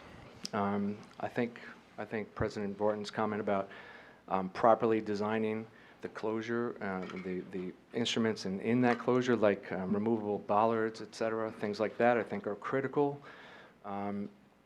Instead of having those big giant orange things, which I know were used as an emergency sort of solution. Outdoor dining was the envy of anyone I knew in any of the towns neighboring, and I think it's a vast improvement towards the vitality of this entire town, and I hope it is here to stay. So. Thank you. And I'm sorry, can you just I provide your apologize. name Yes. and address as well? Illyrian Phil Vhap, 17 Rotary Drive. Thank you. Thank you. Okay, thank you. Good evening, Hi. Council. My name is Nashay Clark, 77 Druid Hill Road. I am also here to speak in favor of the seasonal closing of Maple Street. I think there's 2 points to really emphasize here. One, it's seasonal. No one's saying to shut it down all year long, but that May to October-ish timeframe, is really a great time to be able to get out and to enjoy businesses. I have owned a small business for over 20 years, and I worked from home for over 20 years, long before the pandemic put a lot of people at home. And I know I, for one, really looked forward to the opportunity to go out, get out of my house, dine al fresco, sometimes still with my laptop in front of me, but to be outside and to support local businesses that really helped to support us through the pandemic. I think that there's also a lot of other benefits. You can look up a lot of different news articles. I happen to be a market researcher, so that's just kind of how I do things. And there were a lot of benefits to many towns, and a lot of psychological benefits. There were the mental health benefits. There were the benefits of being able to be out and socialize in a world where we still have to think a little bit about COVID. The health and safety aspect of the outdoor dining actually really helps to enhance things here. And a lot of people also look for opportunities to dine outside, which means that we're drawing in more people to the community and keeping some of the people in the community dining here. So thank you very much, and I hope that we can keep May to October one of my favorite times of year in Summit. Thank you. Thank you.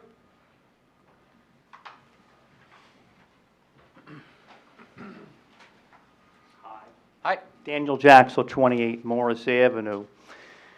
I think regardless of what you say about the consensus, the city of Summit should not be picking business winners and losers by closing public streets during non-emergencies. And what would some of the businesses that are saying that it was so good, if let's say it was another street and they felt they were on the losing end, would they all of a sudden say, no, it's okay, come on, let's do it seasonally? I don't think so. The way I see it, the businesses exist, they're private entities, they compete for the benefit of everyone. Consumer picks the markets by making choices. But the roads exist for everybody, literally everybody. The poorest Summit resident should have full access to Maple Street and other roads just as much as the wealthy should. And I think SDI got the planner. The planner comes in and he talks about some of these things, sometimes creative placemaking. Nobody can really wrap their hands around it, but he says, all businesses are going to be helped. And some businesses do like it, especially the ones who are going to be the winners. But it still makes it wrong. The fact that it's 4 months and not 12 months doesn't make something which is wrong transformed into something which is right. Okay, for 4 months, we're going to jeopardize emergency vehicle response time. Therefore, it's right because it's not 12 months. Many people talked about navigational frustration. Every day, 24/7, they have to recompute how they're going to go from point A to point B every single day, but it's only for 4 months, not for 12. That makes it right. I don't see the logic of that. How about the businesses who have told you they're going to lose? We're losing business. We're going to move out. We're going to lose if you do this again. Our deliveries are a mess because we have to go to the corner. There are public safety issues. Now all of a sudden, because it's 4 months and not 12, it's therefore right.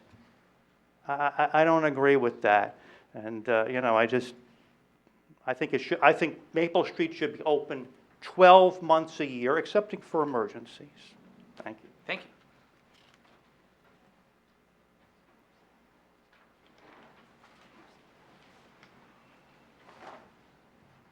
you. I'm a little taller, so. Thank you. Hopefully the mic picks me up a little bit. So my name's Sam Coburn. I live at 235 Blackburn Road in Summit, New Jersey. Before that, 724 Springfield Avenue in Summit, New Jersey. I am a 30-year resident, almost a 30-year resident of Summit, but I still refer to myself as an import because my wife, who's usually more vocal in these circumstances, is more like a 50-year resident. The reason I'm making the point is when you start thinking about something like shutting down Maple Street for part of the year, you have to think about a city cannot stay static or stagnant or whatever term you want to use in terms of the way it operates for a 50-year period. And while closing Maple Street came out of a horrible circumstance for all of us, I think it opened our eyes to a way to improve the downtown district. And I think that the temporary closure really serves both purposes for those people who are strongly opposed to it. And what I would argue, there's a lot of towns that actually create walkways through their cities permanently where cars will never be able to travel that street again. And I recognize we've got limitations because some things are county roads and some things are city roads. But when we came out of our houses after a year of being locked in due to COVID-19, it was reminiscent, for those of us who have been lucky to travel, it was reminiscent of being in a cafe in Europe where you've got people boisterously laughing. I remember Dylan opened a pop-up bar next to Summit House, and it was a way to be able to get together, and actually I ran into the mayor as we were waiting for a place to eat. And so it basically created this social atmosphere, and I guess why I'm here supporting it is there's a lot of great things that happen in our businesses downtown, and when you bring it out onto the sidewalk, whether it's a street fair where it's closed for a day, or whether it's closing Maple Street for 4 months for the purpose mostly for dining, it takes all the great things that are going on in Summit's businesses and it brings them out on the street and it brings it out for show. And it doesn't just benefit the residents of Summit. It benefits our neighboring towns. They come here and that benefits our businesses and benefits our downtown association and works its way back to all of us as residents anyway. So I'm not going to be any more long-winded than that, but I've been here a long time. I usually don't like change. This is an example of one that I think is actually a huge benefit for the town. I would strongly consider a permanent view of a temporary closure of Maple Street. Thank you very much. Thank you. Yes, sir. Good evening. My name is John Nicholas, and my wife and I, she can't be here tonight, but we live at 95 Fernwood Road. We've been in Summit now over 25 years, and I just wanted to speak in support, and I'll keep it short because a lot of my points have already been made regarding keeping Maple Avenue open. I was very surprised to hear comments about winners and losers. As a resident, we walk all the time downtown. We drive downtown. Our neighbors can attest, they see us walking all the time. We patronize the stores. We patronize the restaurants. It makes it more pedestrian friendly. I would say I've explored more stores in the area just walking down, being able to be leisurely about it. It's easier to cross the streets from a safety standpoint on Springfield Avenue. And I just think during the nice weather, which does run for 4 months, give or take, it makes a lot of sense to do it. It brings a lot of vitality, a lot of sense of community. And it's one of the reasons we really love Summit. So I'll keep it short, but we're all in for the 4 months and think it's a great idea. And I think everyone's a winner. I'm surprised to hear people feel otherwise. Thank you. Thank you.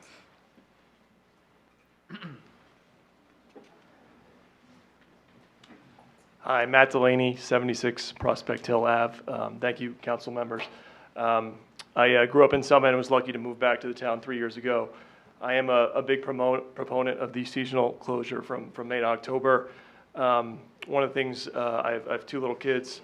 I'd say a lot of the restaurants have been very generous about having strollers, et cetera, letting us dine outside. It's just a lot easier with little children to do so than perhaps inside. And the kids really love it during the summer months, and I think it's a big highlight of bringing them into town. Second thing I'll say is I work downtown. I work at an investment firm downtown. One of the reasons we moved to downtown Summit from 51 JFK is to get the benefits of the town.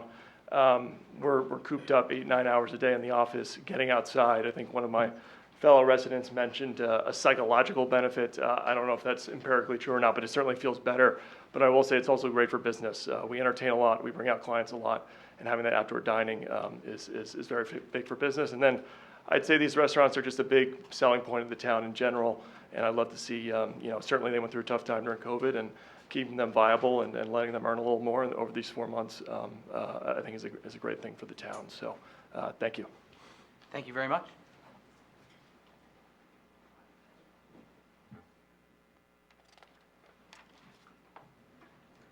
Hello, my name is Peter Kelly.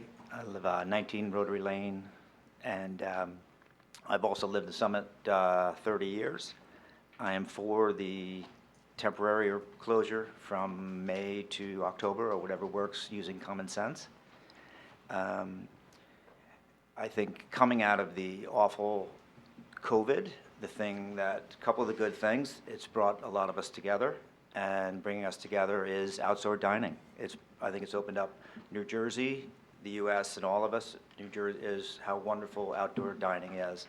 Everyone's brought up a lot of the similar points. When you go away, it's like, oh, this is wonderful, here's outdoor dining. Why don't we have it in Summit? And now we do. So I don't see going backwards. I think people resist change. Not all change is bad. So I think we're all winners. So I would hope you guys take it into consideration. Thank you. Thank you, sir.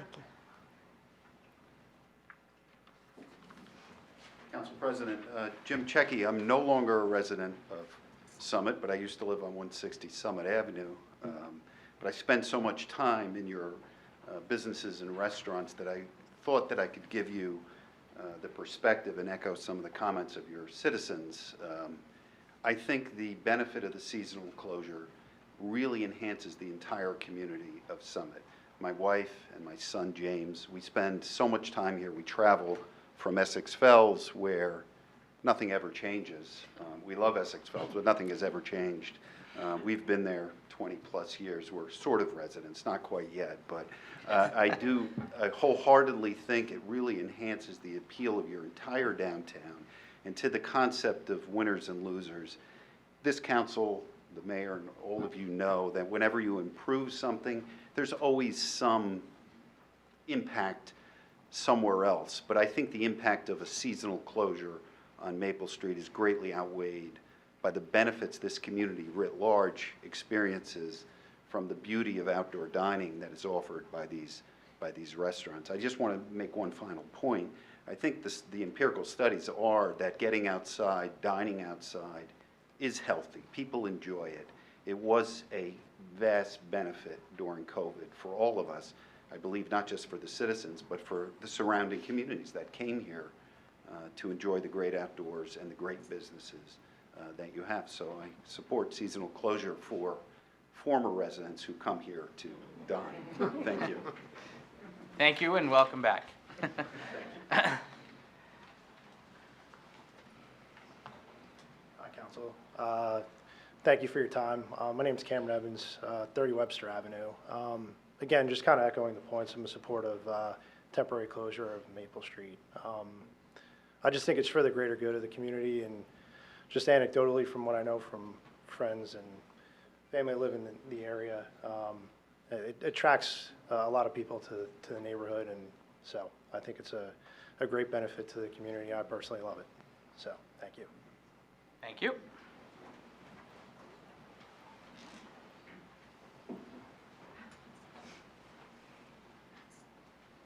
Hi. Hi. Good evening. Hi, good evening. My name is Angela Sweeney. I currently live in Berkeley Heights, although I was a longtime resident of Summit, and I basically sleep in Berkeley Heights and make a left. So I'm really here more so on behalf of Fiorino and the other restaurants, and I'm totally and absolutely for the closure, whether it be from May to May would be fabulous, but from May to October, whatever's permitted. And I say that because during COVID, which was a horrible, awful time for people, they went through a great deal of trouble to accommodate everyone and to repaint, from installing a new air filter system in their restaurant, to accommodating outside, from getting lovely tables and chairs, accommodating people, music, just a friendly atmosphere that they provide from Finn and the other stores that are on Maple Street as well. And I realize there is a lot of congestion and traffic in Summit, and getting to the train could be annoying, but we have several areas from Bank Street, Summit Avenue, Broad Street, Morris Avenue to the left of by the Y and the post office, where people can still access the train. And I think whether there's a closure or not, this is a bustling, awesome, fabulous town. And to not have this and have the beautiful lights at nighttime, and the members of the Elks, like the Elks has tripled in membership because of people really enjoying being outside. And I just think it's really important that, not only because of what we all went through with COVID, which was frightening, some people are still going through that. It hasn't completely ended for a lot of people. And quite honestly, I have some friends that can't dine inside. They have a husband who's still sick. They have to be outside. You know, they're happy that they renovated their homes with their sun porches, because they can't eat inside with friends. And it's important, I think, honestly, to have this option for people. It's really so wonderful. So I'm totally and completely for it, and don't want to see it close. So, and I love the Petici family too, so thanks. Thank you. And welcome back to Summit as well, to you.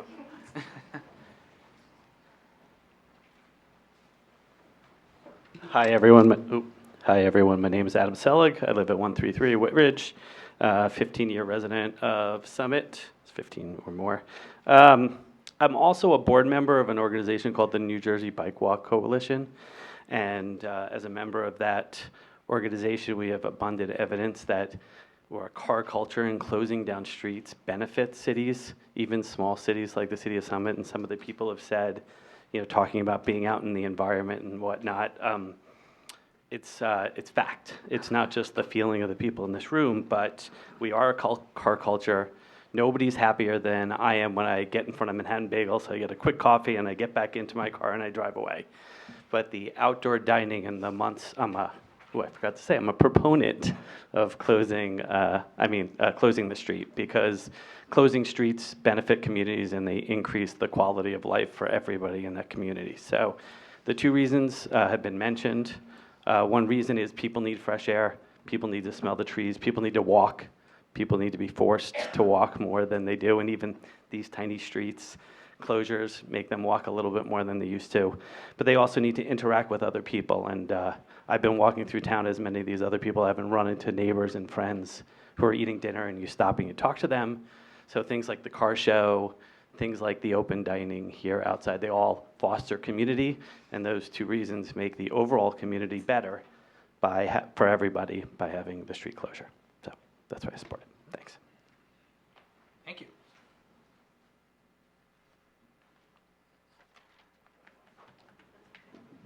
Hi, my name is Mark Granger. My wife Amanda and I live at 8 Pembroke Road. I'm English. I've lived in the States for 26 years. I've lived in Summit for 13 years, but I retain proudly my European roots, and I have to say there are many, many towns and cities across Europe where street cafe culture is deeply embedded, where they would be raising an eyebrow that we're even having this debate of outdoor dining versus cars. Even in England, where May and October are not nearly as nice as they are here. My elderly father came over from England to visit me this summer in June. Friday afternoon, we had a wonderful lunch in Maple Street at Fiorino's. It was a beautiful 70-degree day, 75-degree day. It's probably the last time my father's going to come over to the US. His health is not what it used to be. And he talks about it all the time. Every time I talk to him, it feels like he talks to me about the memory of that lunch. And that's what, to me, I agree with all of the arguments that have been made for the closure, May to October. But for me personally, this is about creating memories. Memories of these wonderful outdoor meals with my father, with my daughter, talking about what university she was going to go to, with our son, celebrating his graduation from Summit Middle School. And this is about creating memories for generations to come. And I couldn't be more supportive of closing Maple Street for the next decade. Why not from May to October? Thank you. Thank you.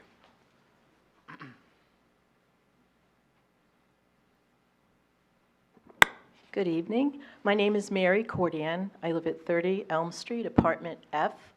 And the reason why we moved from New Providence to Summit was to be downtown and to enjoy the walkability of being downtown. So having the closure of the streets is wonderful. My husband and I are here tonight, and we are in full support of closing the Maple Street. And having the musicians and the lights, it just makes it wonderful. And I also think about some of the other discussions about inevitably bringing more people to town. We also have the new condos where the old Infinity was. There's a lot of folks that really appreciate the walkability, and we are fortunate to live close enough to walk to the downtown. We moved from New Providence, so we fortunately saw some of our friends outdoor dining and heading up to the Elks Club during the summer months. So it's wonderful. So I really hope that we're able to keep it seasonably open. Thank you.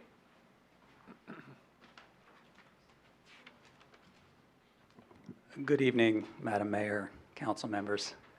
Christopher Joralemon, Joralemon. I live at 8 West Lane with my beautiful wife and 2 sometimes bratty children who are not in attendance. A few words about Maple Street. Shutting down that road costs me 2 to 3 minutes every time I take a trip across town. Dropping my daughter off at school, running errands, or rushing to catch a train. Extra time every trip, every day. And how do I feel about all that time it's cost me? It is worth every second. Here's why. As we finally, hopefully, emerge from this global pandemic, the temporary closure of Maple Street really was this small grace amidst so much suffering. I cannot tell you how much joy your decision brought to so many people. It freed us from quarantine. It allowed us to come together once again and raise our glasses and break bread as a community. And so on behalf of so many of our neighbors, I thank you for that decision.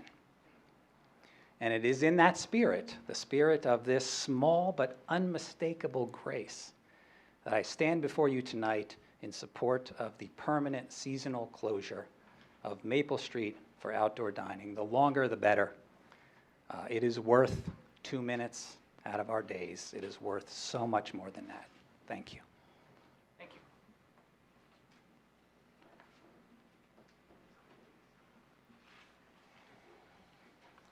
Hi, I'm Susan Bowen, 45 Waldron, and I have a question. This will all be quick, but I have a question and then 4 quick comments. The question is, I think sometimes we're conflating affordable housing and low-income housing into the affordable housing bucket. Because as I understand it, Broad Street West, as it was conceived before, had affordable housing units. And the rent profile in an affordable housing unit, I believe, was $3,400 or something. It was high. My point is, it's not low income. Now, I'm for both. I think we should have more low income housing and more affordable housing, but I want us to be aware that sometimes we're conflating the two. And I think sometimes people are hearing affordable housing, or they're hearing affordable housing and they're thinking that that's low-income housing, and they're not the same. I think it's a mix, but I'm not 100% sure, but we'll look into it. I thought it was affordable. So, but I can check. But I just wanted, that was just a comment. I'm sorry. So did you ask the question? Yeah. Do you Okay, think, yeah, like, so there's for the capital- example, the person who is a potential tenant on Weaver Street is probably not a potential tenant at Broad Street West. That's my only point. Yeah, so under the, and this is all info on the city's affordable housing website, there's the affordable housing capital A as defined by the state. And then within that, there's different levels. Right, that's my, Right, that's my right, only point. yes, exactly. So yes, there were, included in the previous design of Broad Street was different levels of it was moderate income housing, as opposed to low income housing, which is located other places, right? That's Yeah, my so only it's- point. I That's think it's my a only- mix. And There's it was a mix, it statutory was a mix, yeah, that's so- required. I don't remember So seeing we'll, the yeah, we'll low keep, yeah, we'll, income unit, but maybe that was an old iteration too. And It's it's moot possible it's anyway, changed. because it's all gonna be a different project. But right, it's- it's right. gonna be. I'm just making yeah, that as point. As we move forward with it though, yeah, we will, Yeah. yes. I'm sorry, I'll let you get to the rest of the Okay, points. and then I have quick comments about closing Maple Street. I just want us to be aware, I'm just a realist, we're willfully overlooking the fact that Beechwood Road is a far better choice. It's not a through street, but there aren't 4 expensive restaurants on Beechwood Road. And so I think we need to think about the fact that what we're doing in effect is we're giving a benefit to 4 or 5 very expensive restaurants. Oh, wait, I forgot I was going to say something at the beginning, which was welcome to all these people who have been here for 25 years. That's nice. I hope you find your way around. I've been here for 60. But I think we're willfully overlooking the fact that we're giving a monetary benefit that we're calling a community benefit. But let's face it, many members of our community have been to Fiorino's maybe once because they can't afford any better. They haven't been to Roots at all because they can't afford it at all. So let's not overlook that fact. Let's not overlook the fact that we are benefiting those of us who are lucky enough to consider going to Roots or Finn or Fiorino's. And so let's think about the community benefit we might have, other benefits than to these 4 or 5 restaurants. You know, maybe we see Brownies selling cookies there. Maybe we do something else that benefits all of the members of our community. And I think, that having been said, I'm sort of for this, but I'm not for May to October. I think, you know, a week before school's out until a week before school's in.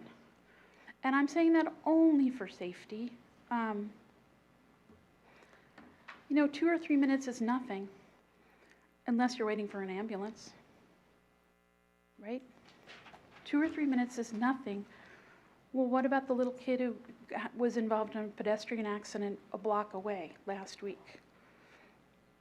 Do we want, what 2 and 3 minutes are important? So that's my comment. I'm broadly for it when nobody's here in the summer. But let's not pretend that we're not benefiting expensive and very nice and very lovely and wonderful restaurants. But it's not benefiting every member of our community the way it could if we thought about it in a grander way, or a more collaborative way, or a more community way. And that's my comment. Thank you. Member of Council, thank you very much. I'm Didier Perron. I live at 158 Hillcrest Avenue in Summit for the past 53 years, so I think I beat a lot of people here. Yeah, I think what the Council has heard about Maple tonight is a misrepresentation of the community. Today I received an email from Fiorino, and I suspect a lot of people you heard here tonight were friends or proponents of closing Maple. And so I just want to alert you that what you've heard today is a misrepresentation of the community. The people missing here are the housewives, the women driving their kids to school, middle school, high school, whatever, who have to cross Summit every day. I'm retired, I can choose my time, but I never go in 10 at 3 o'clock in the afternoon. And even at night, it's at 7 o'clock, it's awful. Anyway, so the women that drive their kids to school are terribly inconvenienced about the closing of Maple. So beware that what you've heard tonight is not what the citizens want. What I would propose, I'm French. I love sitting outside and dining outside. I've done that all my childhood. But what I would propose is that you close Maple only when the schools are not functioning, which would be June, July. Well, I don't know, but June. The school, I think, stops around mid-June. So mid-June to August. And that's it for tonight. Thank you very much. Thank you.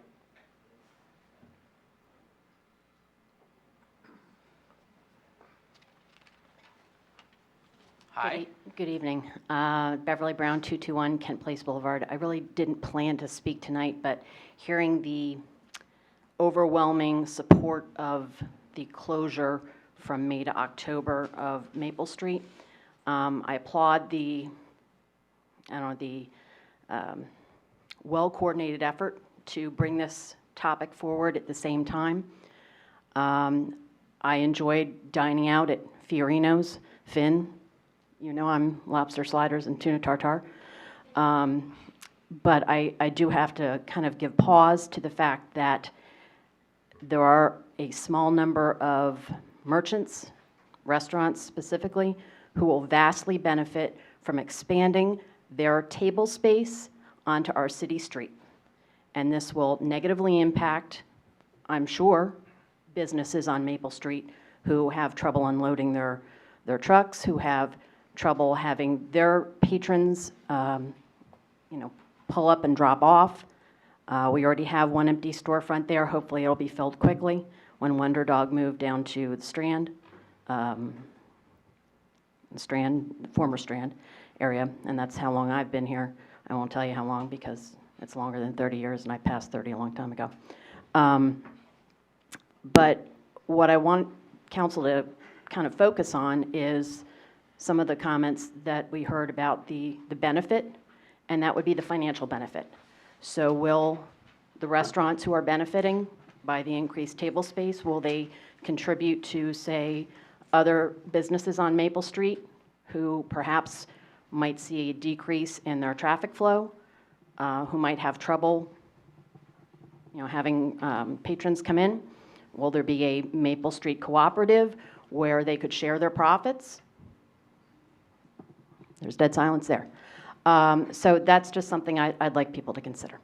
Thank you. Thank you.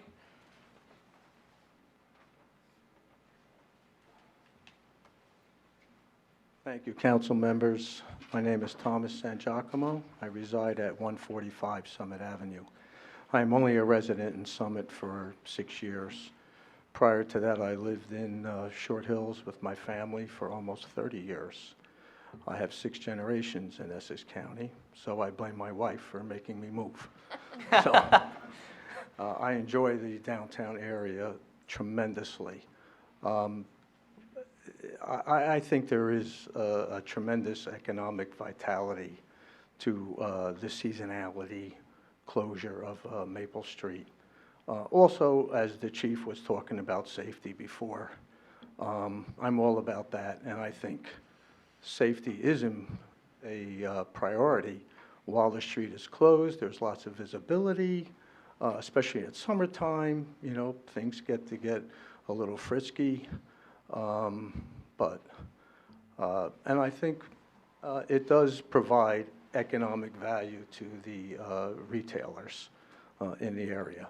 But it's great to be able to walk downtown from your residence and hear music playing, families. I mean, most of you probably have children. I mean, do they want to, in the summertime, be in a restaurant and close in 4 walls, or do they want to sit outside for an hour or so, maybe move around a little bit, instead of crawling under tables and whatnot? Also, Maple Street does not provide seating on the sidewalks.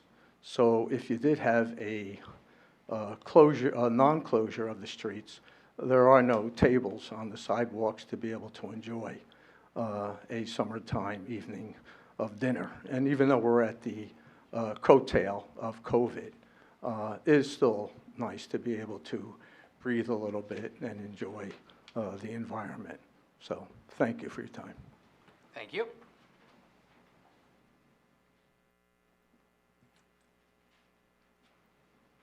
Hello. Hi.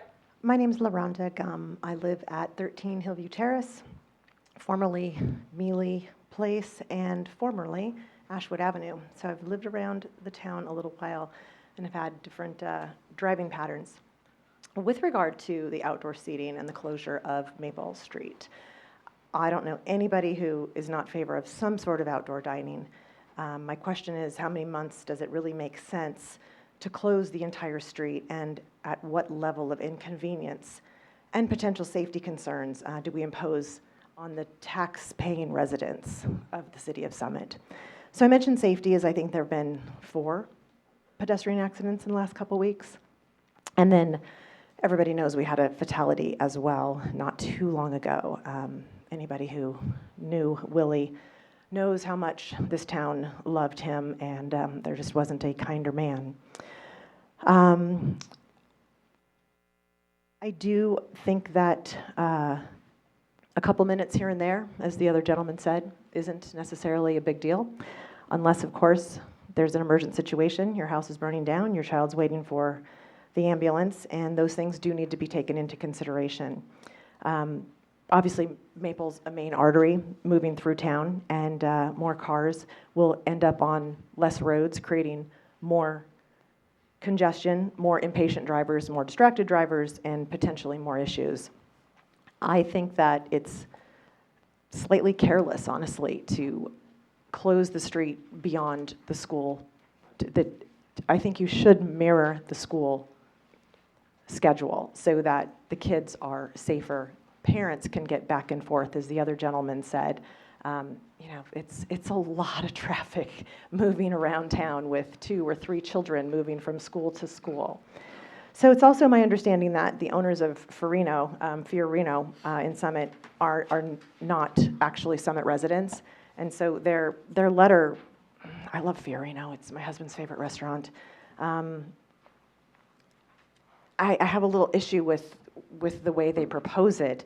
I own a business, and I would love to double my floor space for free. Would love that. That'd be amazing. But it's inconvenient for everybody else to go to CVS, go to the bank, go to that, all the other things. The other people that don't live here, yeah, it's great. You want to go do your fun things, but to live in and day out might not be convenient. So the other thing is, yes, I like to eat outside, but not when it's too hot, not when it's too cold, not when it's too windy, not when it has rained recently or is going to rain. So if we do a closure, I really suggest mirroring the school schedule, keep our kids safe, and that we should not be putting the 4 businesses, primarily the high-end restaurants again, ahead of our residents' safety, specifically our kids. So thank you. Thank you.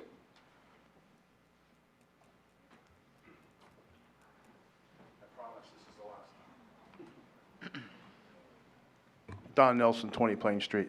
My question for council is there a benefit to the city of Summit financially or revenue-wise if these restaurants are allowed to double their space or sometimes, quadruple their space? Is there a fee structure reflecting that? That if you add more tables, they're going to pay more of a fee to the city to make it a revenue generator? Because I know last year we talked about how revenue in Summit's not that good. So this might be a way to at least get some of that revenue back into the coffers.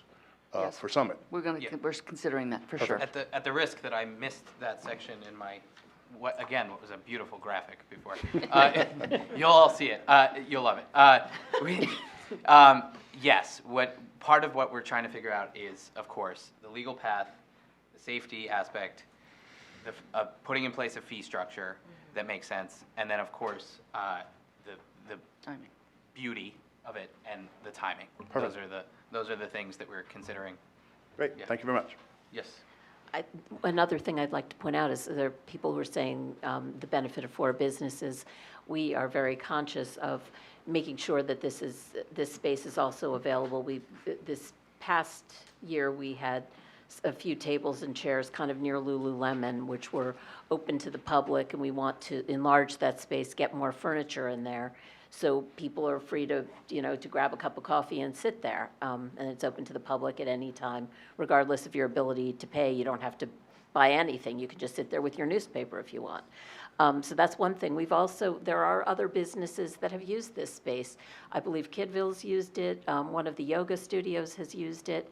So, and the restaurants have been very cooperative, and that has always been sort of an understanding, is that it's community space, and it's not just the 4 restaurants, and the businesses have all worked together in the past, and we expect them to continue to do so, to allow others to use the space and to benefit from the space. So that, I just wanted to address that. Yeah, so let's keep getting the community comments, and then I imagine other council members might want to chat on that. Can I too. just comment real quick on, Sure. on Mr. Nelson? Just so you know, Don, the one other thing that we're looking at is parking is my committee, so we're also looking at how much revenue per meter we are losing and how to replace that as well. Which will be incorporated Right. in our fee structure, yes. Hi. Hi. Bonnie Morrison, 24 Rotary Drive. Overall, I do support a seasonal closure during school, when school's not in session due to the traffic and the safety issues. But one thing that has bothered me the last few years is that for the vast majority of the day, there's nothing going on a closed street. There's nobody sitting there. I would love to see it just be open evenings, weekends, when the weather's cooperative. We don't have any data on just how much usage the street is generating. So would there be any chance of having a study this year when it's closed to see just how much it is used? And at the same time, I want to piggyback on a comment by Councilwoman Hamlet several months ago about retractable bollards. Is that something we could look into? I know they're not cheap, but maybe there's some grant programs we could look into to finance that. Because then we'd have the flexibility to have it open, and closed whenever we want it without disrupting everybody all the time. So that was, Thank you.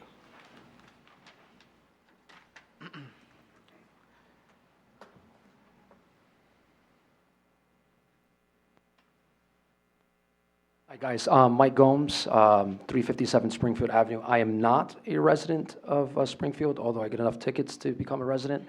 I am an aspiring future resident of Springfield, and I have to tell you that... Summit. I'm sorry, it's a Summit. My apologies. Springfield Ave, Summit. So, yeah. I got what happened. Yeah, and I have to tell you that if it wasn't for the closure of the seasonal closure, I would never have encountered some of the small businesses in that area. And it resonates with me because we are a small business as well on 357 Springfield Avenue, Summit, in Summit, Signature Realty. And I have to say that I've made friends with a lot of the small businesses in that area. And some of those small businesses have told me already in the past that if it wasn't for that seasonal closure, they wouldn't even be in business still, to this day. And I have to confirm that to be true because when COVID happened, initially our office location was going to be where the Christie's International office is there. And when COVID happened, we decided not to open our business in that on that street, in that spot, because it is a small little area, and there isn't a lot of car traffic, there isn't a lot of foot traffic, and some of those businesses do get lost. And like I mentioned before, I go up and down Beechwood. I support all the businesses there from Zappius to Boxwoods to Union Place, Sarah's. And if it wasn't for that closure, I wouldn't get my haircut at Kennedy's. I wouldn't go to the thrift store, which is my love story. I wouldn't know the owners of Fiorino's. I wouldn't know the bartenders. I wouldn't take my clients out there. It's one of the reasons why I love Summit, and I want to be a resident at Summit, and it's one of the reasons why I don't think we'll ever move from Summit as far as a business owner. I hope that you guys can reconsider, and I'm definitely in favor of it. Thank you. Thank you.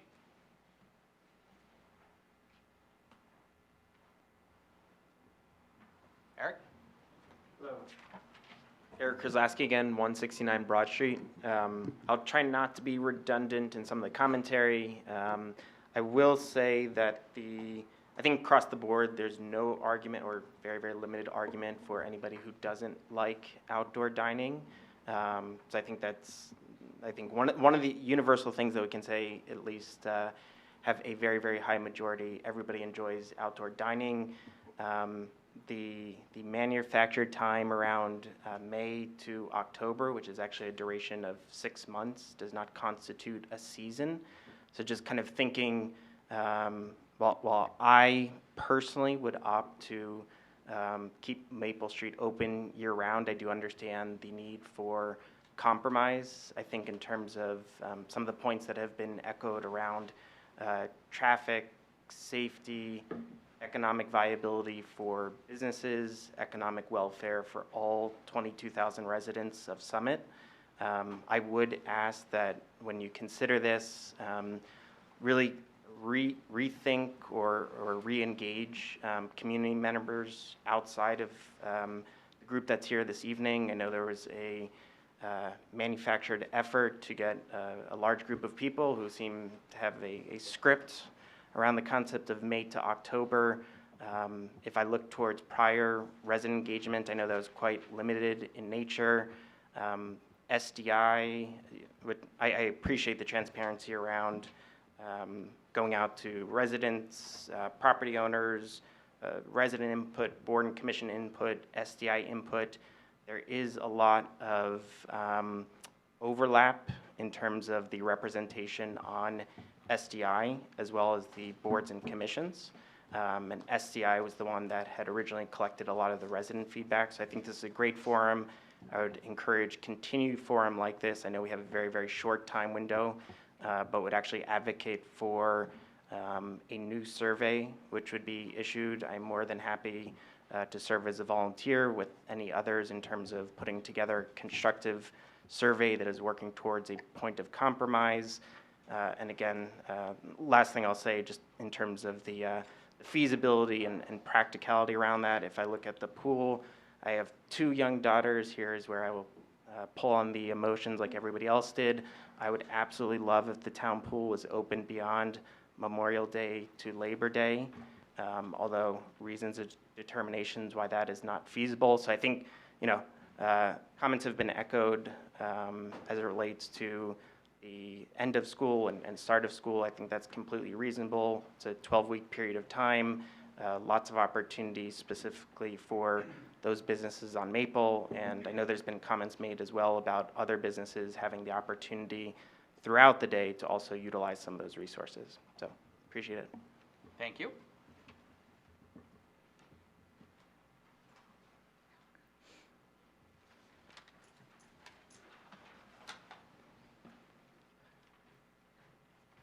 Hi, Dory Gagnon again. So I'm going to start off by saying there should be no permanent seasonal closure decisions made this year, period. I am for outdoor dining. I love it. I'm very upset at the email that was sent out and was just distributed to the people here tonight. We come to the council meetings. We are not against outdoor dining by any means. We don't want a full closure. We are for something called a seasonal closure. But what that means, we have absolutely no idea. So this is why. We don't know the impact Broad Street West is going to have on this town. We have absolutely no idea when we build it. And there is going to be something there. But we have no idea what that is going to do to the rest of the town. So if we decide to say, okay, this is going to happen every year, we're going to close Maple Street off. We don't know how the traffic flow is going to be. We have no idea the impact of that congestion and that traffic. We've had several people get hit. 1 resident pass away. I think making that decision now for the next 10 years, 20 years, whatever, is a really hard decision to make. We don't have any data that was given. SDI needs to be held accountable for that flawed study, that survey that went out to only 1,400 residents. We have 22,000 here. Open-ended questions. And again, what is a seasonal closure? We're all saying, we want 3 months. Well, seasonal to some people is 6 months. What is really seasonal? So we really need to hone in on the facts. What we do need is an urban planner. We need someone to come in that's an outsider and say, this is what's best for the city of Summit. Yeah, everybody loves outdoor dining. We get that. We all love it. I love it too. But let's figure out what's best. I looked at Princeton and what they did. Now, if you guys look at what Princeton, Witherspoon Street, people wanted it there, okay? Just like gas leaf blowers. I looked at what Princeton did for gas leaf blowers. They rolled it out.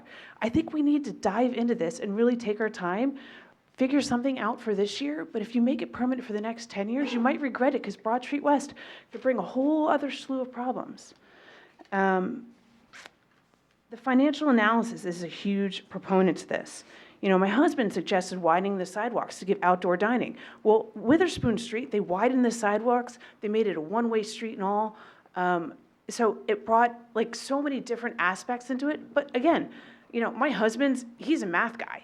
You know, we were out there with a tape measure trying to really make it feasible for the restaurants and everybody to get outdoor dining and sit on the sidewalks all year round. Square Pizza has it.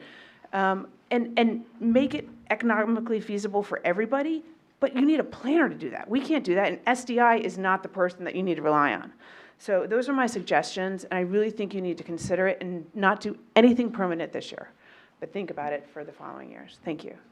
Greg, can I make a comment? Thank you. Can I make a comment on that real Sure. quick? Thanks. Thank you, Ms. Gagnon. I just want to say that we do have one of those people right here in our room, so. And Phil and I spoke about this the other day. I actually asked Phil what his ideas might be or look like on a Maple Street closure. So maybe with some goodwill, Phil, you could give us some good recommendations because I know we spoke a lot about them. So we can talk about that more. Ms. Gagnon, the other question regarding the email. I was unaware of this email until today. The email, just for your background so that people understand, was from Fiorino's. Mentioning the council is asking residents and patrons in favor to attend the next meeting and to speak during the public hearing. I was not aware of this, so that certainly did not come from me. I just wanted to let the public know that that was certainly not something, and I can't speak for all the council members, but I don't think any of us had advocated for either way, right? We're really trying to be objective through this process. We all love outdoor dining. We see both sides. We all want a safe town. So thank you for your comments. Mayor, Council President? Yeah, sure. That said, if any resident ever has anything they want to come to the council and talk about, you're allowed to organize on Facebook groups. You're allowed to email anyone you want. It's a great idea. Sure. Ms. Gagnon asked about not doing anything permanent, and my understanding is we are looking at this year and making a decision about a temporary closure for this year. Yeah. I think that's fair to say. I think, you know, we'll see how it goes. Not on the agenda. Yeah, I mean, we have Well, nothing, of course, on right. the agenda tonight. But we're not ready. Obviously, if we had something that was ready to go on the agenda, you'd see it as a resolution or you'd see it as an ordinance. We're getting there, and this is all quite helpful feedback as we continue along that path. But we are well aware that Maple Street and Broad Street West might come into conflict, and we need to look at both of those. And, you know, that is one reason why I wouldn't support making a decision for multiple years. So you raise a good point, and we are aware of that, and we're talking about this year. I just want to narrow the focus, at least from my point of view. Sure, Jamie. I agree with you. I would be inclined to make a decision for this year and then reevaluate. Okay. Tony. Yes. I just have to return the phone to this gentleman here.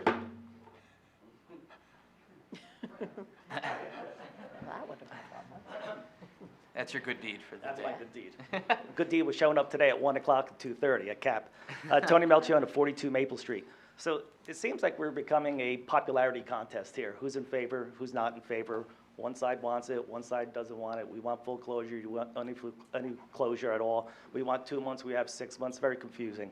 The popularity of this does not trump the legality and the lawfulness of what goes on for this. It's just not like snap, let's close the streets. It doesn't work that way. Safety, we all know about safety. Plenty of people talked about safety here. Traffic chaos, and it's chaos. It's chaos with 2 streets open, let alone now shutting down a major artery through our great downtown. There'll be further chaos. No one's going to disagree with that. How can you disagree with that? It's bizarre. So if I could say, 50% of the people want this and like this, and 50% of the people don't like this. Let's Thank you for speaking while I'm interrupting you. Let's do 30, and we'll give Mr. Dylan Baker 70. Let's keep the conversation going this way. Thank you.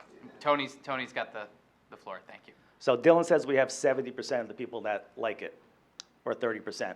Let me tell you what's 100% of the people that like it. Driving down Maple Street, period. And not being traffic jammed and having kids at high risk going to school. I've been here plenty of times. I've spoken with Mr. Jacoby, our city solicitor. Through you, Council President, I'd like to ask a question.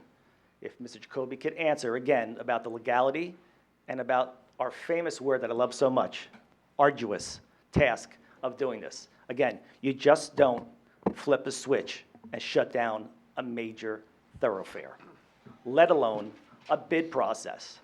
Just because 4 or 5 restaurants abut this street does not mean they have the soulful right to this. That's law. You could correct me if I'm wrong.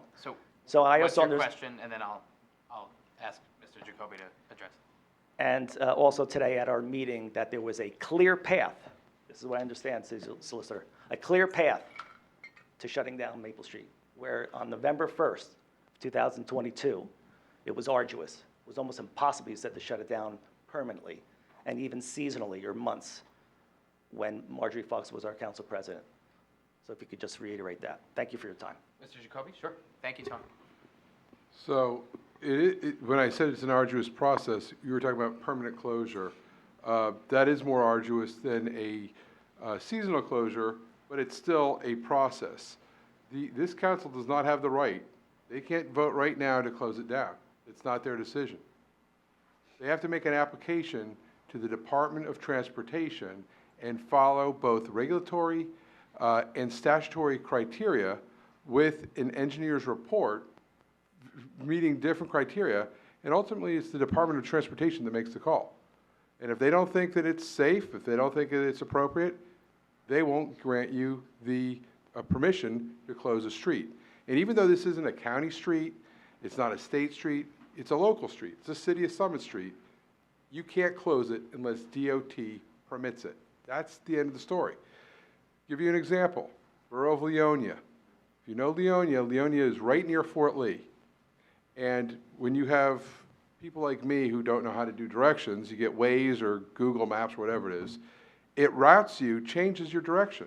So if you're commuting into New York City, it will route you, if traffic backs up on Route 80, it routes you right through Leonia. Well, Leonia got tired of it. They said, this is ridiculous. Our neighborhoods are getting destroyed because we have literally 10 to 20,000 cars cutting through our street. So what they did is they made it one way, other way, so you couldn't cut through. DOT sued them, said you can't do that. You can't shut down your local streets, you didn't have our permission. So and how do I know that? Because we're the firm that's in the middle of the litigation over that. The reality is that it is arduous. You have to have permission from DOT. It has to be based on an engineer study, and it has to be an application. Now, Milburn did it. Milburn did a seasonal closure of a street, and they went through the process. So if this council decides to go through that process, again, this council doesn't make the ultimate decision. They make an application. It's the Department of Transportation that governs all the roadways in New Jersey that will make the ultimate decision to either grant or deny permission to this governing body as to whether or not it could be closed seasonally. Anything more than 48 hours requires their permission.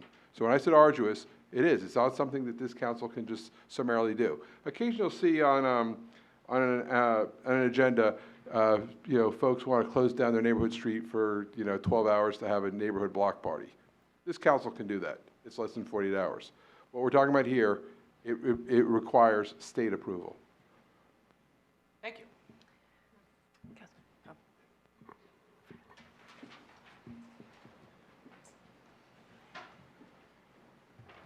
My name is Gil Oren. I live in Summit, have a business in Summit on Beechwood Road. And when I'm in favor of outdoor dining. I'm not in favor of outdoor dining on Maple Street. Maple Street is one of only 2 ways to approach Summit from the other side. Summit Avenue and Maple Street.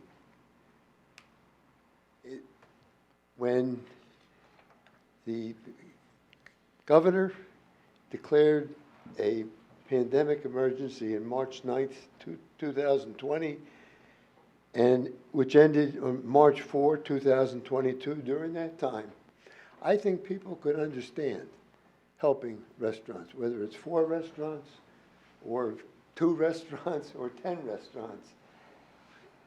If they needed help, I think people basically thought that was a good idea.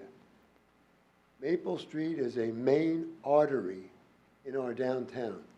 It's not a side street that is seldom used. When you talk about SDI and the proposal they made, they had a traffic expert that sat in that chair, traffic expert, basically never mentioned Maple Street. Talked about the intersection of Summit Avenue and Union Place. Worthless, worthless. Once that 2022 occurred and the pandemic was lifted, the restaurants then could have full use of their restaurant.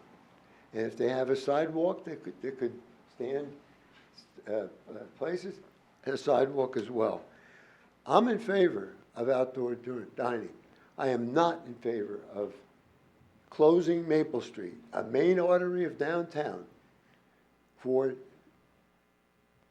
outside dining. When it's closed and it's dining, Union Place and Beechwood Road are gridlocked to the point where you had to change the parking on Union Place because of that, from 25 minutes to 15 minutes. You're nibbling at the end of the problem. Leave Maple Street, the main artery it is, and outside dining may occur somewhere else with a road that is not a main artery. Thank you. Thank you.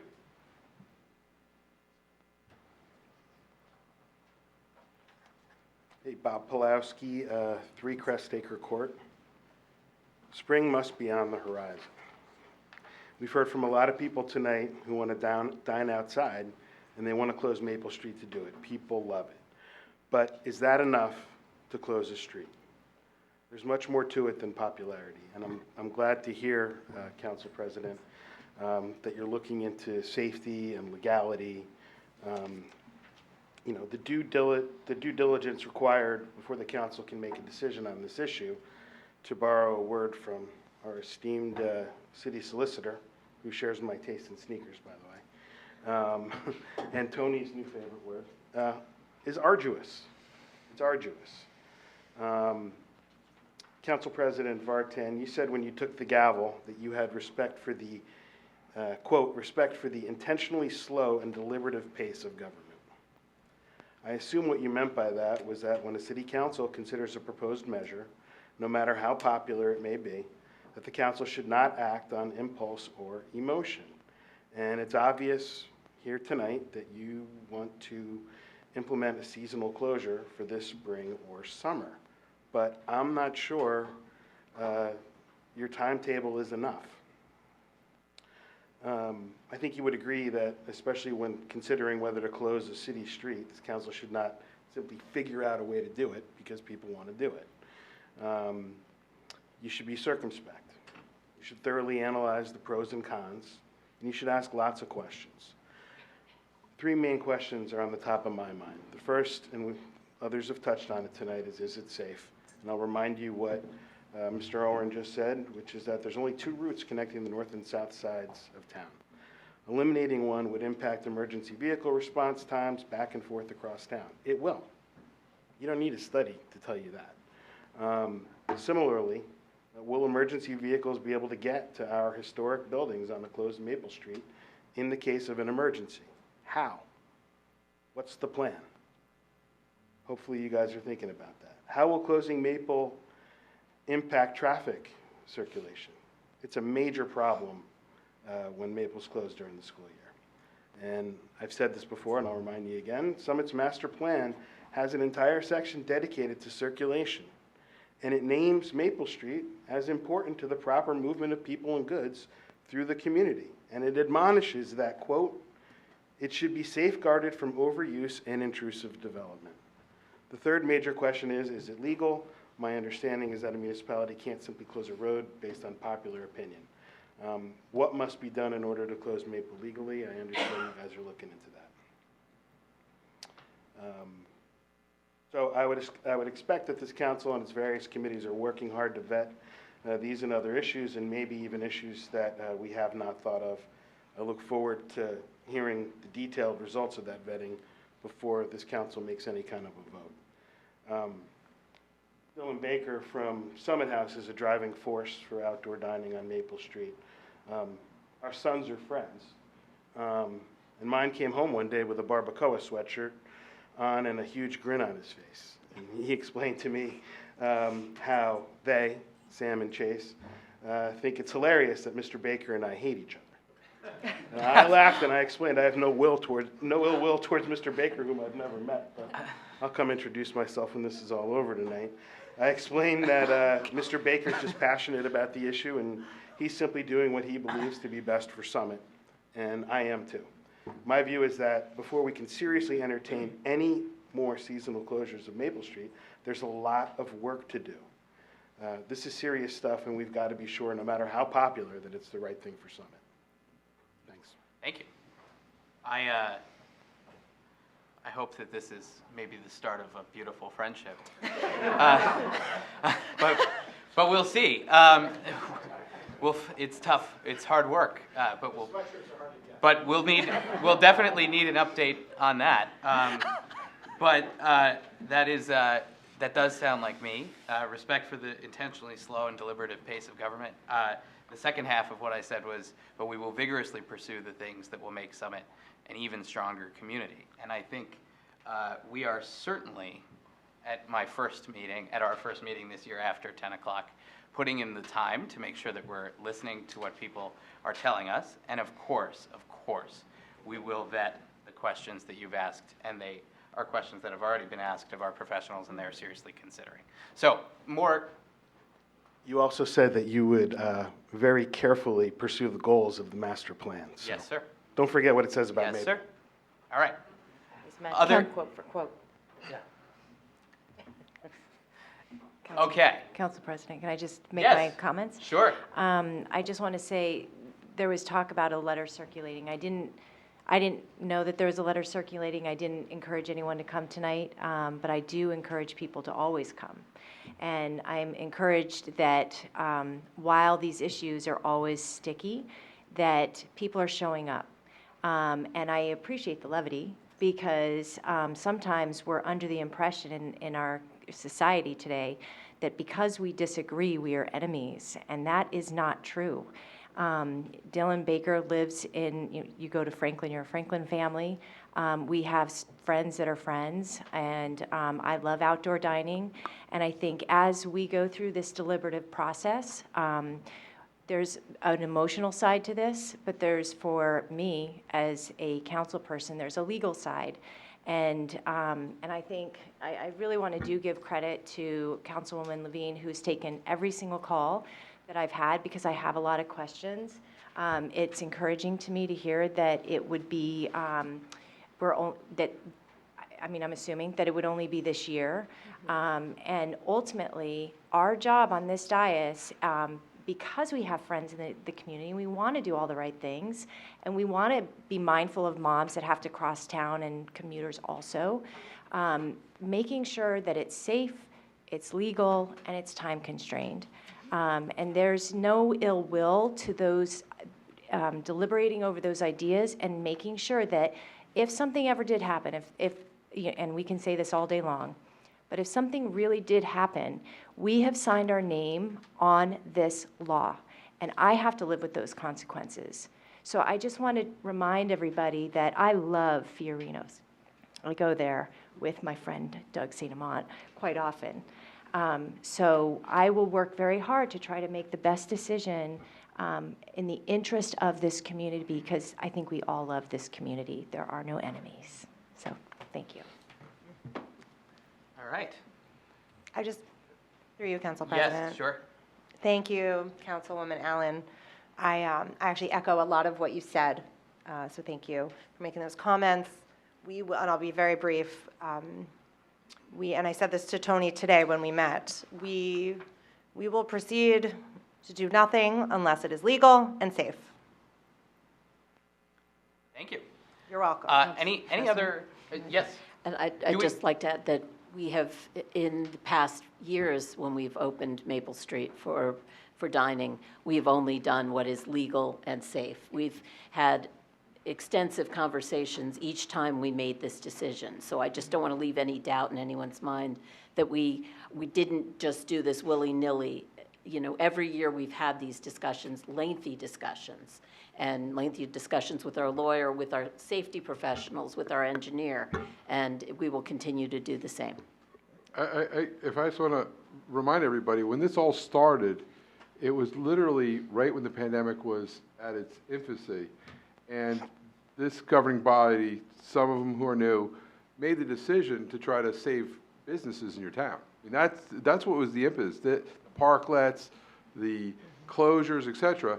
And Governor Murphy, you know, saw that because it was going on in lots of communities. And that's why you saw, and one of the gentlemen read the executive order. I mean, it literally spanned, the emergency order spanned 2 years. The president's order actually spanned it longer. But with that said, I think everyone was looking, how do we get businesses to survive, and then how do we get kids back to school? Lots of stuff was being done to try to keep downtown Summit vibrant. You know, and frankly, there was lots of passes. There was lots of, you know, I represent a lot of school districts. How do you reopen schools? There was no like playbook for this. We were basically, I wasn't alive in 1918, so I didn't really know what the rules were with pandemics. But again, as I said, there's a process. My job is to provide legal guidance. I work with Aaron Schrager as the engineer. And whatever the council decides to do, there's a process which this decision is just one step of a process. There's a much larger process that has to go down. And again, just so everyone knows, whenever you're involving state government, many of you guys don't have the privilege of working with state government. I can assure you that it's slow and deliberate, really slow and deliberate, because a lot of them even aren't back at work yet. So, you know, when I say it's arduous, that's one of the things. It's just a long process whenever you're involving state government. So, just wanted to share that with everyone. But at the end of the day, it really did start here at this council before there was any executive orders permitting this. You guys, I think, did it to try to make sure that Summit stayed vibrant. And it seems to have worked. Thank you. Public comments. We're still in the public comment section. All right. I think we're gonna close this part of the meeting. Thank you to everyone who participated in that, council members and members of the community. We will now move to the council member comments and new business section. Council members, new business comments? I have a comment. Yes. If that's okay. So coming up later this month, I'm excited to say that I'm meeting with the new Director of Parks and Recreation for Union County. They'll come to the Capital Projects Committee meeting, and so Councilmember Fox will be there too, and also Councilmember Hamlet will be there, because the Community Programs Committee is kind of, we're sort of doing this together. So we're excited to meet with her to hear updates on programs that overlap with the county within our municipalities, such as Bryant Pond, some of the paving activities around town. And really, that's one part, there's one objective is to hear those updates, but also to foster a relationship as she's new in her role so that we can have open lines of communication and have an easy way of sharing information and hearing updates and collaborating and working together. So we'll look forward to providing updates or providing just a bit of a summary of how the meeting goes afterwards. Thank you. Susan? Thank you, Council President. I am raising something that I raised in the summer months, and there still has been no movement at Bryant Pond for dredging. What's happening, Aaron? Well, I think part of that is going to come from this update that we're getting from the new Director of Parks and Recreation at Union County. So hopefully we'll get an update on that during the meeting. But the understanding is they're waiting on state approval for that as well, right? No. No. Permitting? I'm sorry. No, it's- You should just answer Yeah. the question. Go for it. Yeah, Why don't if- you just, yeah. If I could through you, Council President, the latest update from the county is they're still awaiting their specifications to bid out the hydro raking process first. They don't have that back as of last week, then they will bid that out and start with the hydro raking process, which is basically removing some of the vegetation that's physically in the pond. Then they'll begin the aeration system. Now, they are considering right now flipping the order, so actually doing the hydro raking in the fall and starting the aeration soon. But we should get an update next week, but that's their recent update. But they are permitted to do what they need to do. There's just one, they need to get a contractor for the hydro raking and then the timing of the aeration, so. Is there any concern about the impact when there is nothing being done? I saw a mortifying event when a swarm of, they weren't pelicans, but they were the biggest birds I've ever seen in my life. Geese, probably. The geese. Did you see that? It's too bad they weren't pelicans. And, I mean, they were that big. I said, these big. can't be pelicans. But I wondered, I said, is this now becoming a haven for them? Is this an ecological byproduct of the neglect of Bryan Pond? And I just wanted to just mention that. Are they paying attention? They are, and we hope to get answers from them in terms of their current timeline when we meet with them. I can't answer those questions. I'm not I don't even know what really scientists wanted would. you to, I mean, but- but whether geese would probably be there if there's water or if it's just muck. They tend to be everywhere at this point. They're migratory birds that don't migrate, so. So if anybody at home is playing council meeting bingo, you could cross off pelicans from the. Thank you. Thank you, Susan. Thank you, Greg. Okay, other council member comments? New business? Now I'm in on it though, so, you know, it's ruined. I ruined it for you, sorry. Okay, other council member comments? Just one, like, 10 Yes. second one. Just that everybody knows, we've reviewed the maybe playground initial drawings on Monday, I think, right, Aaron? Monday we did that? It's all running together. Was that last night? Oh, God, it was last night.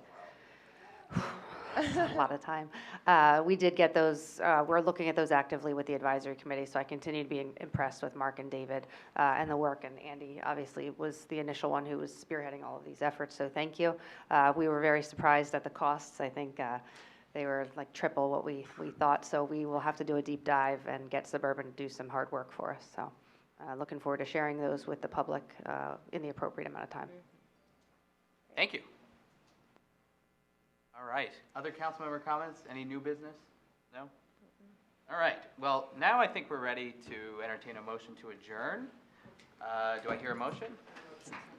And, wait, did I get a motion? So moved. Okay, second? I'll second it. All those in favor? Aye. Any opposed? Aye. We're adjourned. Thank you very much.